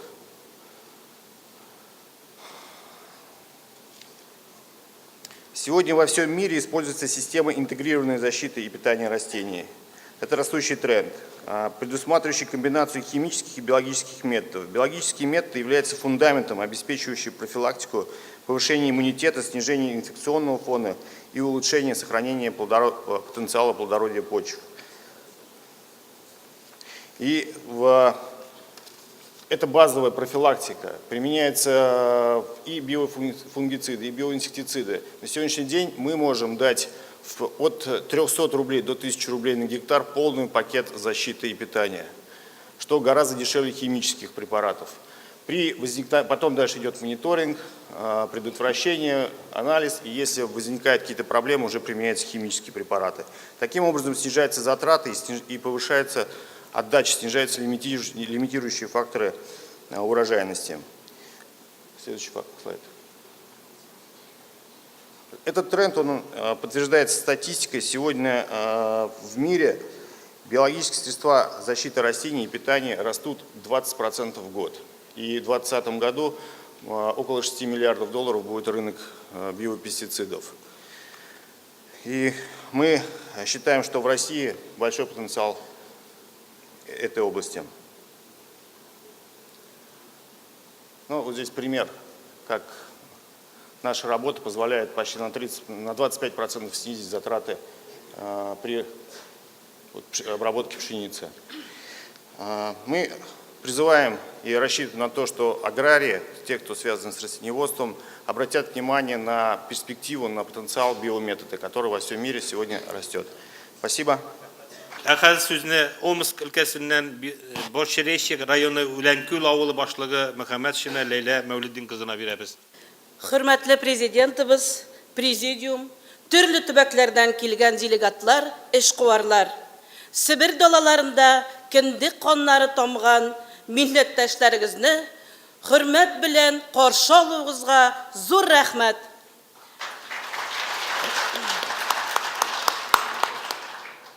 Безне барыбызны милләт язмышы берләштерә. Әлбәттә, һәрбер кешегә үзенең туган җире, дөньяның үзәге кебек тоела. Роберт Миннуллин әйтүенчә, барыбызга бер тарих, барыбызга бер нигез, барыбызга бер үк бишек, барыбызга бер зират. Киләчәктә берәм-берәм кичәсе бар бер сират.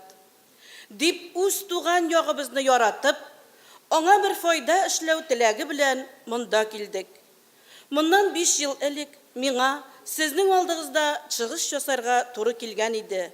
Нәрсә үзгәрде Себер татар авылларында, нинди уңай һәм тискәре якларын күзәтәбез. Хәзерге көндә Омск өлкәсе Баширечи районында 10 татар авылы бар. Аның 4-се Үләнкүл, Чарналы, Тусказан, Каракүл авыллары борын-борыннан бер идарә булып яши һәм татар мәдәниятен саклауга мөмкинчелек бар. Районда бер генә эшләп торган мәчет ул Үләнкүлдә. Шулай ук гел татар балалары гына укыган урта мәктәп һәм татар мәдәният үзәге дә безнең авылда. Бездән кала районда бай тарихлы татар авыллар бар. Мәсәлән, Йыланлы, Кушкүл, Типле авыл, Оллыкүл, Кыйгалы, Ува. Ул авылларның мәдәнияте дә, милли үсеше дә кызганыч хәлдә. Ләкин ул аерым сүз. Үләнгүл идарәсе башлыгы буларак, мин үземне 4 авыл язмышы өчен җаваплы дип исәплим. Кайда булса да татар тырыш. Хәзер бездә 390 хуҗалык, 1044 кеше яши, 90% Себер татарлары тәшкил итә. Шәхси хуҗалыкта 645 эре мөгезле терлек, 3000ләгән сарык кәҗәләр, 210 от, ләкин булар барысы кимүгә китеп бара. Зур кыенчылыклар белән авыл хуҗалыгы кооперативын саклап калдык. Узган елларда шушы җыеннарда катнашып, илһамланып кайткан яшь җегетебез Гучуков Айдар Азат улы аны җитәкләргә алынды. Авылда унлап фермер хуҗалыклары бар, грантлар ярдәмендә яңалар төзелә.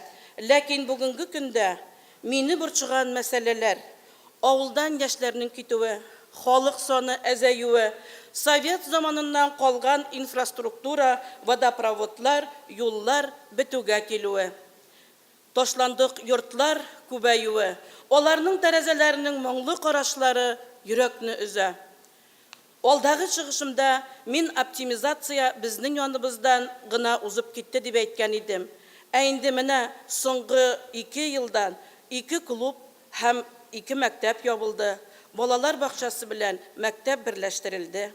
Бер рус кешесе булмаган авылда балалар бик еш рус телендә сөйләшә башлады. Кемдә гаеп? Гаиләдәме, мәктәптәме, җәмгыятьтәме? Алифбаны укымаган бала татар телен белми. Бездә хәзер башлангыч сыйныфта оку программасына алифба дәресләре керми. Урта һәм югары сыйныфларда татар теле һәм әдәбиятка атнага 1 сәгать бирелә. Әлбәттә, бу мәсьәләне халык үз кулына алырга тиеш. Монда безгә үрнәк, моннан 110 ел элек иман эзләп, безнең авыллардан Төркиягә күчкән якташларыбыз. Алар телләрен, җырларын да онытмаганнар, саклап калганнар. Ватансыз, җирсез, алар чит илдә ничек берләшкән, әйдәгез җәмәгать, без дә шулай берләшик. Киләчәккә өмет белән карыйк. 2014 елны гади генә булса да татар мәдәният үзәгенә яңа бина төзелдек. Авыл мәчетенә манара төзедек. 2016 елның сентябрь аенда зур шатлыклы вакыйга булды. Мәктәп алдында Муса Җәлилгә һәйкәл торгызылды. Татарстанның теләктәшлеген, ярдәмен нык тоябыз. Һәр оештырылган чараларга чакырып торасыз. Җыеннар, конкурслар, олимпиадалар, фестивальләр, сабан туйлар. Түгәрәк уен фестивале безнең һәвәскәрләрне яңа эзләнүләргә өнди, авыл мәдәниятен саклый, балаларга да, олыларга да зур үсешкә этәргеч булып тора. Шундый очрашулар безгә рух бирә, туплый, аралаштыра, җитәкчелек итә, юл күрсәтә. Шуның өчен без сезгә рәхмәтлебез. Мөхтәрәм Рөстәм Нургалиевич, бөтен дөнья татар конгрессы безнең белән һәр чак элемтәдә тора, безгә ярдәм итә. Татарстанның Мәгариф министрлыгы һәм Фән министрлыгыннан Мәдәният министрлыгында ярдәмнәрен тоеп яшибез. Телебезне, мәдәниятебезне һәм гореф-гадәтләребезне саклауда бу ярдәмнәргә без бик тә мохтаҗ. Хөрмәтле президентыбыз, фурсаттан файдаланып, сезгә тагын бер теләгебезне җиткерәсем килә. Ул минем генә үтенечем түгел, Себер төбәгеннән һәм башка төбәкләрдән килгән татар эшмәкәрләренең үтенече. Татарстанның мәдәният, мәгариф һәм фән министрлыкларында булган кебек, авыл хуҗалыгы һәм азык-төлек министрлыгында да төбәкләрдәге милләттәшләребез белән бу очракта татар авыллар эшмәкәрләре белән эшләү бүлеген оештырсагыз яхшы булыр иде. Ул безне барлап торучы, безгә мәгълүмат биреп торучы үзәк хәленә килеп җитәр иде. Һәм бер тәкъдимем дә бар иде. Татарлар күпләп яшәгән төбәкләрдәге районнарга үзара туганлашу өчен Татарстан Республикасы үзенең районнарында билгеләсә иде. Әлбәттә, 3000 чакрым ераклыкта яшәгән татарларга Казан көндәлек ярдәм күрсәтеп тора алмый. Аллага шөкер, ярдәмчеләребез бар. Алимбаев Тамир Алимбай улы, Асадуллин Кашшаф Кошиф улы, Шихов Рафаэль Рашид улы, Адырбаев Марат Шайх улы, Миндиханов Радик Миннигали улы. Олар күп булмаса да, ләкин баралар. Аллага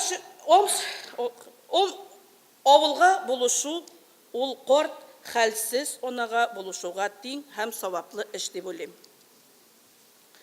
Шәһәр эшмәкәрләре, авыл эшмәкәрләре белән берләшеп, кулга-кул тотып эшләсәләр, тагы да яхшы булыр иде. 2012 елның җыенында миңа, Алламның рәхмәтендә булсын, Бөек Туфан абый янында утырырга туры килгән иде. Аның сүзләре колакка сеңеп калган.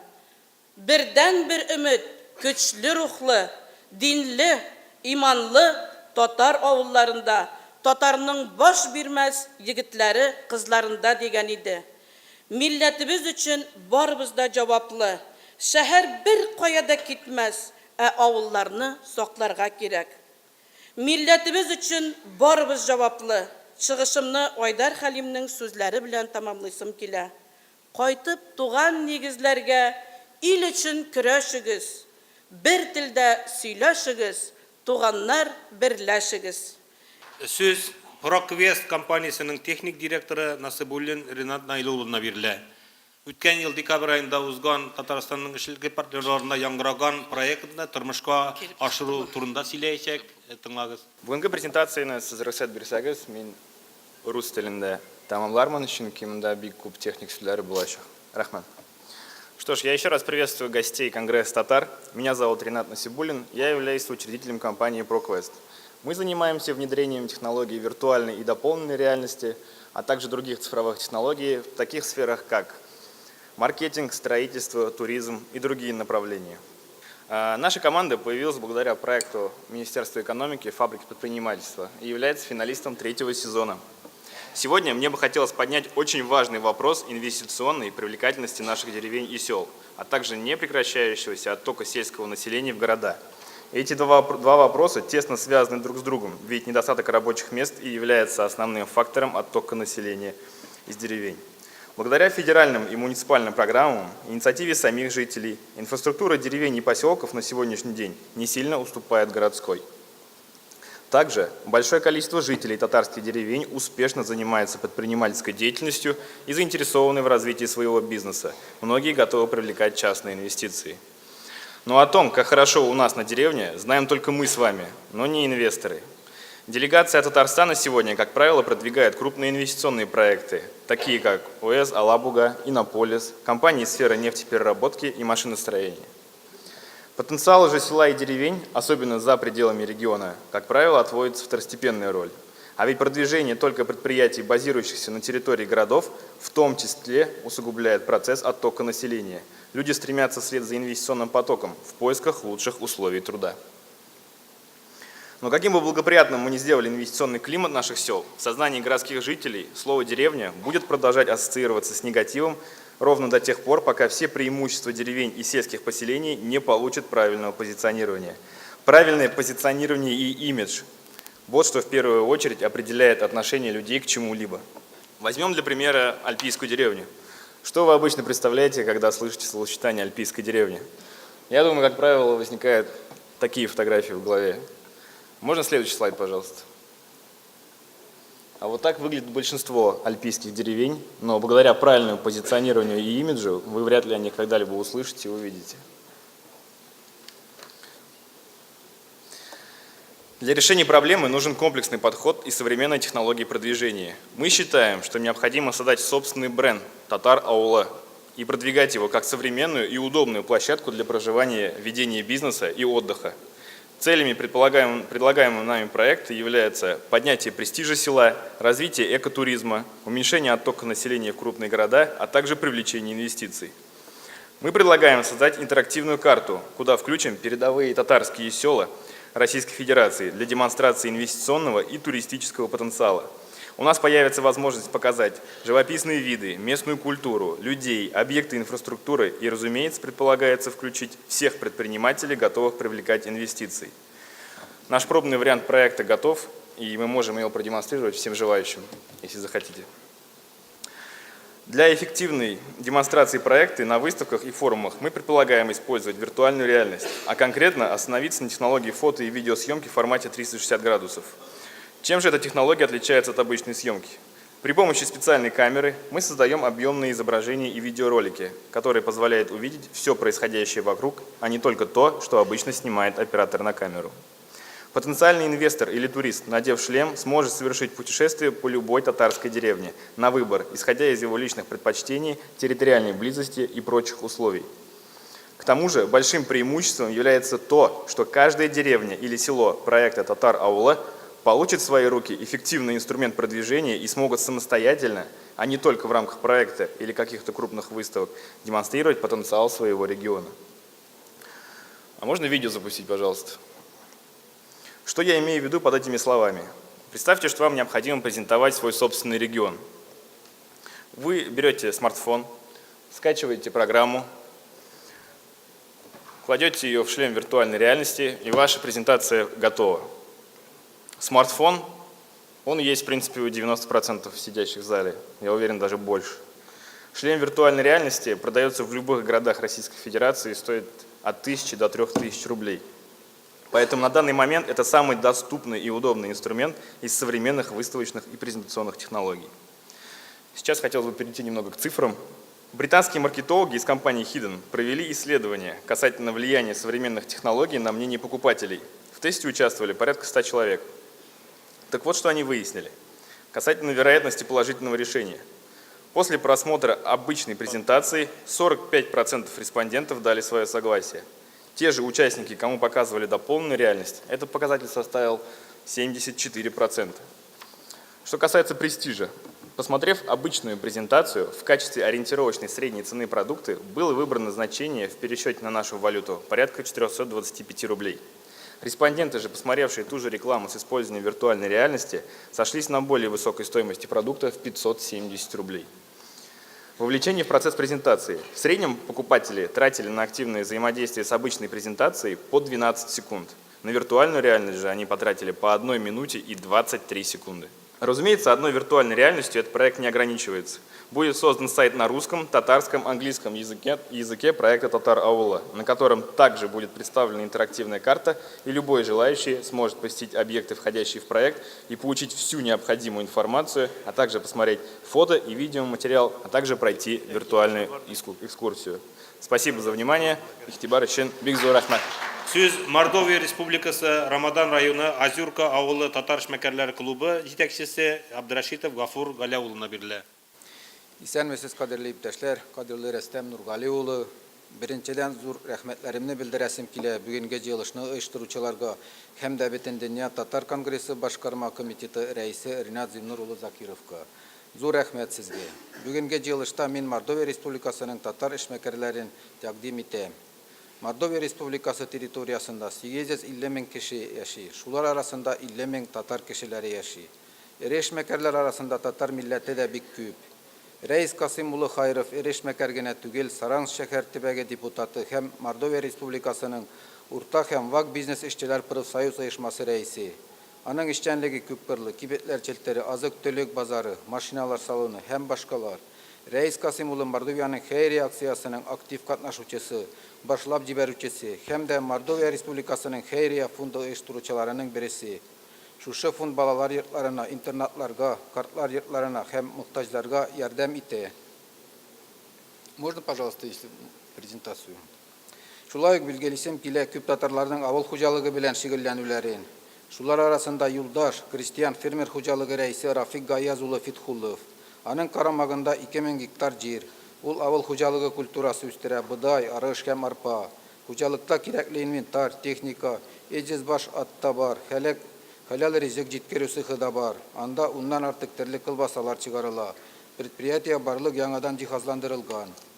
Рафик Гаяз улының туган авылында Сезне ишетмиләр, якынрак килегез. Атырак сөйләгез. Рафик Гаяз улының туган авылында Юлдаш дигән кунакханә комплексы һәм хәләл ризык кибете эшләп тора. Ул авылдашларына карата да игътибарлык күрсәтә. 2007-2009 елларда туган авылына иң матур һәм зур мәчет салды.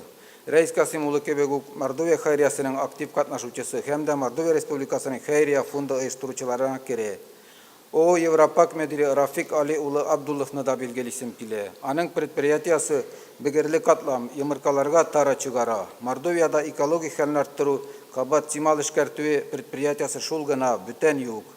Предприятиянın kollektifinde 50 kişi 400 min alap işli. Hem ayına 120 tonna produksiya çıgara. Tiz vakitte Rafik Aliyoğlu yetiştiri kuvvetin 100% hem işlevçiler sanın 100 kişiye arttırırga teli. Anın предприятиясы federal hem regional derecedeki biletlerge layık buldu.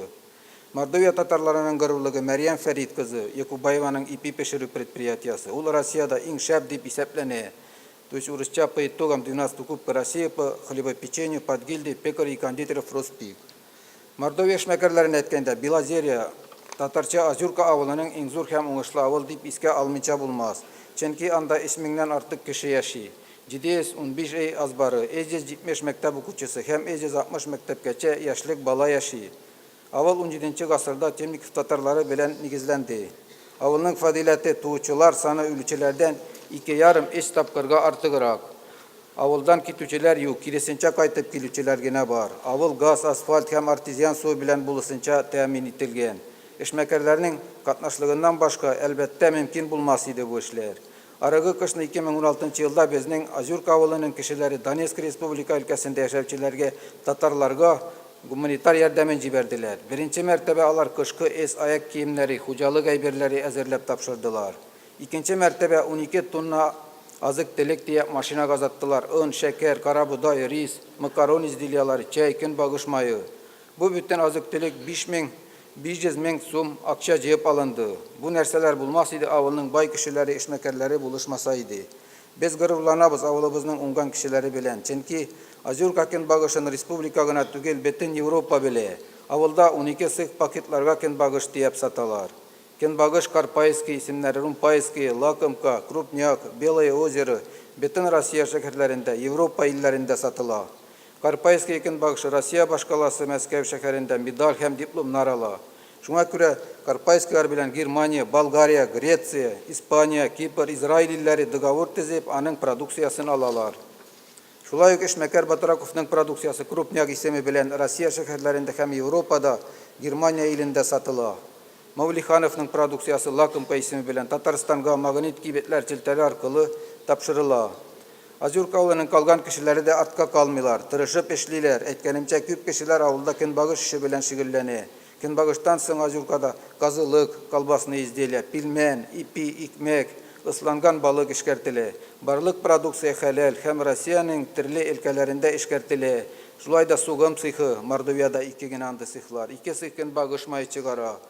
2 автосервис, 3 автомойка, автозаправочный станция һәм 2 шиномонтаж һәм үзгә башка нәрсәләр дә бар. Яшьләр спорт белән актив шөгыльләнә һәм авылның 3 тапкырлык Мордовия чемпионы дуслык командасы бар.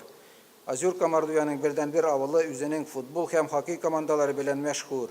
Аларга бары тик татар эшмәкәрләре генә акча белән ярдәм итә. Мәктәп командалары кече буенча 2 ел буе Мордовияда чемпион булып торалар. Хоккейдан һәм футболдан тыш безнең балалар грек-рим көрәшенә дә әһәмият бирәләр. Алар Россия һәм бөтен халык дәрәҗәсендә урыннар алалар. Эшмәкәрләр эшенең зур файдасы авыл өчен бар. Чөнки алар авыл бюджетына налог түлиләр, эш урыны төзиләр. Авылда яшәгән кеше гаиләсен тәрбияләргә үзенә эш таба. Авыл эчендә 12 кибет эшли, бер кайда исерке сулар сатылмый. Чөнки бөтен авыл кешесе ислам дине юлы белән бара. Авылда 8 мәчетебез бар. Күп халык мәчеткә йөреп намаз укыйлар, арака ичмиләр, гаиләләрендә бәрәкәт. Укучылар төрле югары уку йортларында укыйлар. Тәмамлагач та авылда калып, гаиләләр корып, әтиләренең эшләрен дәвам итәләр. Без татарлар үз илебезнең һәм татар милләтебезнең алга баруын, гөрләп чәчәк атуын телибез. Без үзебезнең эшмәкәрләребез һәм эшчән кешеләребез белән горурланабыз. Татар халкының гореф, гадәтләрен, мәдәниятен сакларга тырышабыз. Аларны саклауда безнең якташларыбызның Шәриф Камалның, Габдрахман Аксалямовның, Хади Такташның иҗаты ярдәм итә. Аларның иҗатында татар халкын рухи җанландыру, мәдәнияткә эндәү һәм гореф гадәтне саклавычы итеп бирелә. Кыскача гына шуның белән тәмам. Сен сау булыгыз. Хәзер сүзне Татарстан Республикасы президенты Рөстәм Нургали улы Миннихановка бирәбез.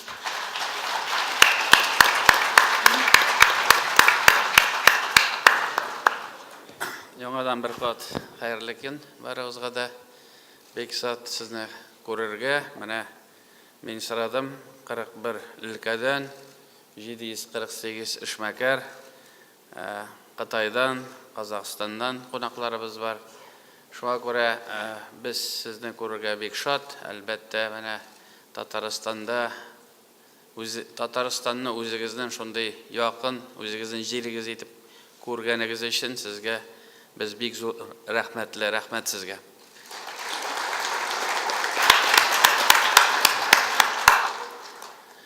Бүген барыбызны да үзебезнең милләтебез, телебез, гореф гадәтләребез борчый, ничек итеп сакларга.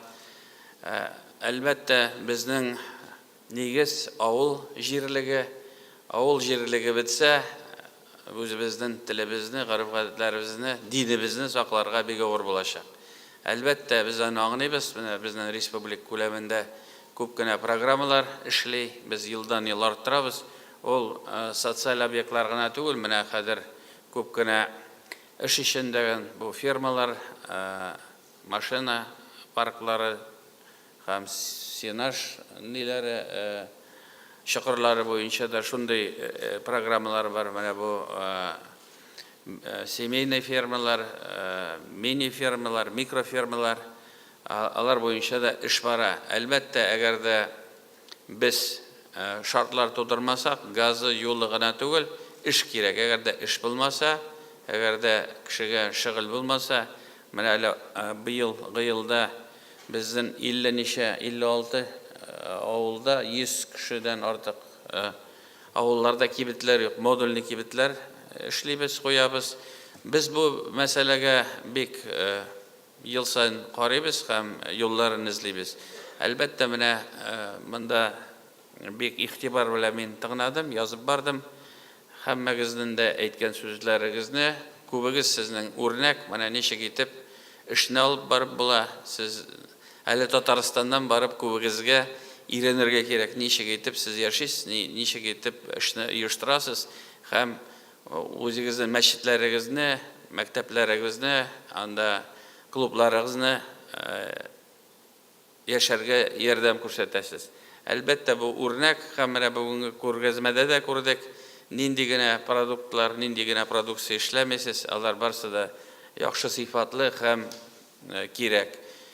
Минем уем буенча менә шушы форма ул бик кирәк. Аны терлек менә интернетта укыдым, кемдер аны бераз критика белән дә эләктереп алган. Безнең, әгәр дә без аралашмасак, әгәр дә без бер-беребез белән менә сайтта бар, ниндидер бер-беребезнең эшләгән уңайлыкларны бер-беребезгә сөйләмәсәк, безгә ниндидер җай табарга кирәк, күрешергә. Менә Сабантуй монда бардык, тегендә бардык. Республика күләмендә дә без моңа зур игътибар бирәбез. Әлбәттә, барбер нигезендә менә эшмәкәрләр тора. Минем әйтәсе сүзем шул, сез бик зур безнең милләтебезне, гореф-гадәтләребезне, динебезне саклауга өлеш кертәсез. Без аны тоябыз. Шуңа күрә киләчәктә дә бергә булырга кирәк. Һәм әгәр дә бергә булсак, бу авырлыкларны без җиңәбез. Без Россия күләмендә икенче халык. Шуңа күрә без тырыш халык. Һәм без үзебезнең татар дигән исемебезне сакларга бөтен мөмкинлекләребез бар. Шуңа күрә сезне барыгызга да зур рәхмәт. Татарстан күләмендә дә без бөтен көчне куербыз. Әлбәттә, менә сезне белән бергә булганда без тагын да көчле. Сезгә уңышлар һәм безнең бүләкләребез бар. Рөхсәт итсәгез, шул бүләкләрне тапшырырык. Татарстан Республикасы Президенты указы нигезендә татар халкының мәдәниятен һәм традицияларын саклап калуга һәм үстерүгә зур өлеш кертүе өчен Татарстан Республикасының фидакар хезмәт өчен медале белән Бөтен дөнья татар конгрессы башкарма комитеты бюросы әгъзасы, Ульяновск өлкәсе Иске Кулат крайының муниципаль берәмлеге башлыгы Ганиев Эдуард Әнвәр улы бүләкләнә.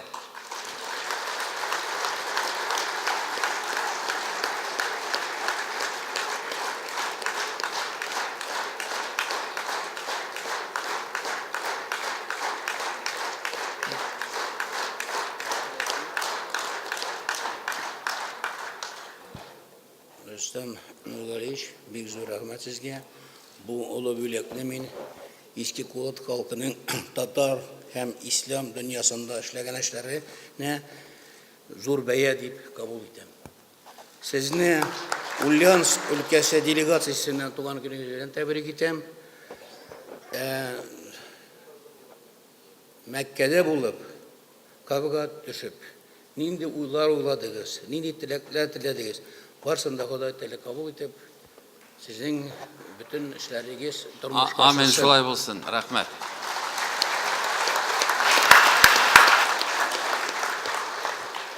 Самар өлкәсенең Дуслык төбәк иҗади иҗтимагый оешмасы президиум әгъзасы Эшмәкәр Тулова Дания Әсхәт кызы Татарстан Республикасының фидакар хезмәт өчен медале белән бүләкләнә.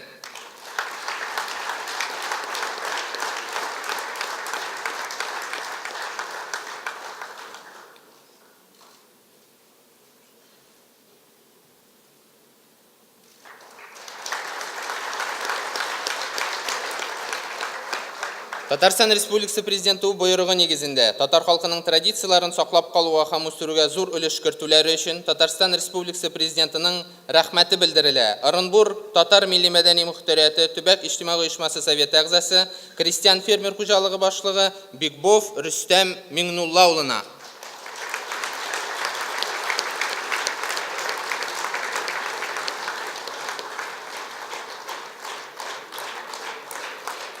Ульяновск өлкәсе татар милли мәдәни мөхтәриятының башкарма комитеты әгъзасы, агрофирма җитәкчесе Бирюков Юнус Габделкадыр улы бүләкләнә.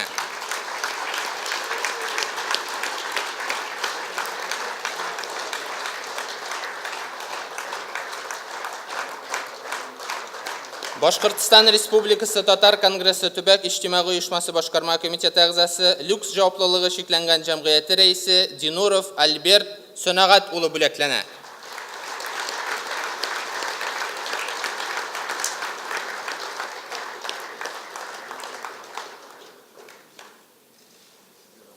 Пермь крае татарлары милли мәдәни мөхтәрияте төбәк иҗтимагый оешмасы советы әгъзасы, Кариева җаваплылыгы шикләнгән җәмгыяте рәисе Куддусов Ралик Нургали улы бүләкләнә.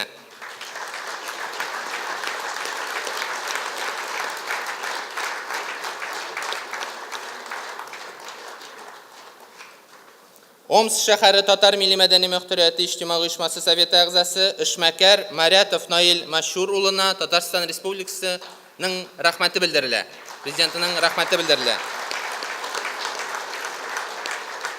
Чувашстан Республикасы татарлары милли мәдәни мөхтәрияте иҗтимагый оешмасы советы әгъзасы, крестьян фермер хуҗалыгы башлыгы Чабатов Фәрит Кыяметтин улы бүләкләнә.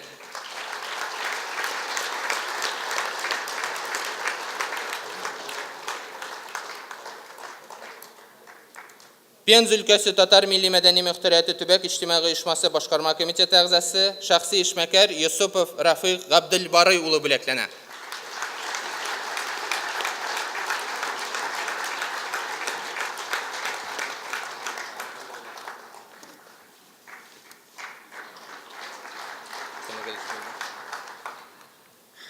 Яңадан иң изге теләкләр барыгызга да шулай күрешергә насип булсын, рәхмәт барыгызга, уңышлар. Хөрмәтле коллегалар, 6-нчы Бөтен Россия татар авыллар эшмәкәрләре җыенында катнашучылар чыгышларыннан күренгәнчә, авыл хуҗалыгы тармагында булган бөтен авырлыкларга карамастан, авылда яшәүче милләттәшләребез тырышып эшли, уңышларга ирешә, ул шу уңышларга ирешү юлларын эзли һәм таба.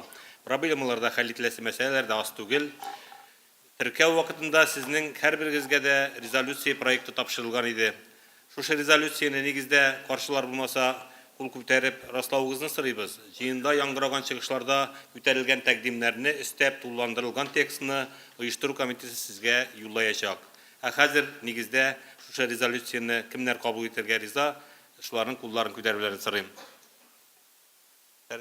Төшерегез, кемнәр каршы? Кемнәр битараф? Юк, бердәм кабул ителде. Рәхмәт. Кадерле милләттәшләр, шуның белән 6-нчы Бөтен Россия татар авыллар эшмәкәрләре җыенының пленар утырышын ябык дип игълан итәбез. Рөстәм Нургалиевич, бүгенге җыенга килеп, менә шушы җыенда катнашучы делегатларга үзегезнең өметне, рухны бирүегез өчен һәм Әлбәттә, Татарстанның менә шушы чит җирләрдә яшәүче милләттәшләребезгә, татар авылларында эшләүче, шушы үз җилкәләренә шушы йөкне алып барган милләттәшләребезгә рәхмәт сүзләре җиткерүегезне без бик канәгатьлек хисләре белән кабул итәбез һәм залда утыручылар исеменнән, эшмәкәрләр исеменнән сезгә олы рәхмәтләребезне җиткерәбез. Исән сау булыгыз, һәр вакыт шулай. Бик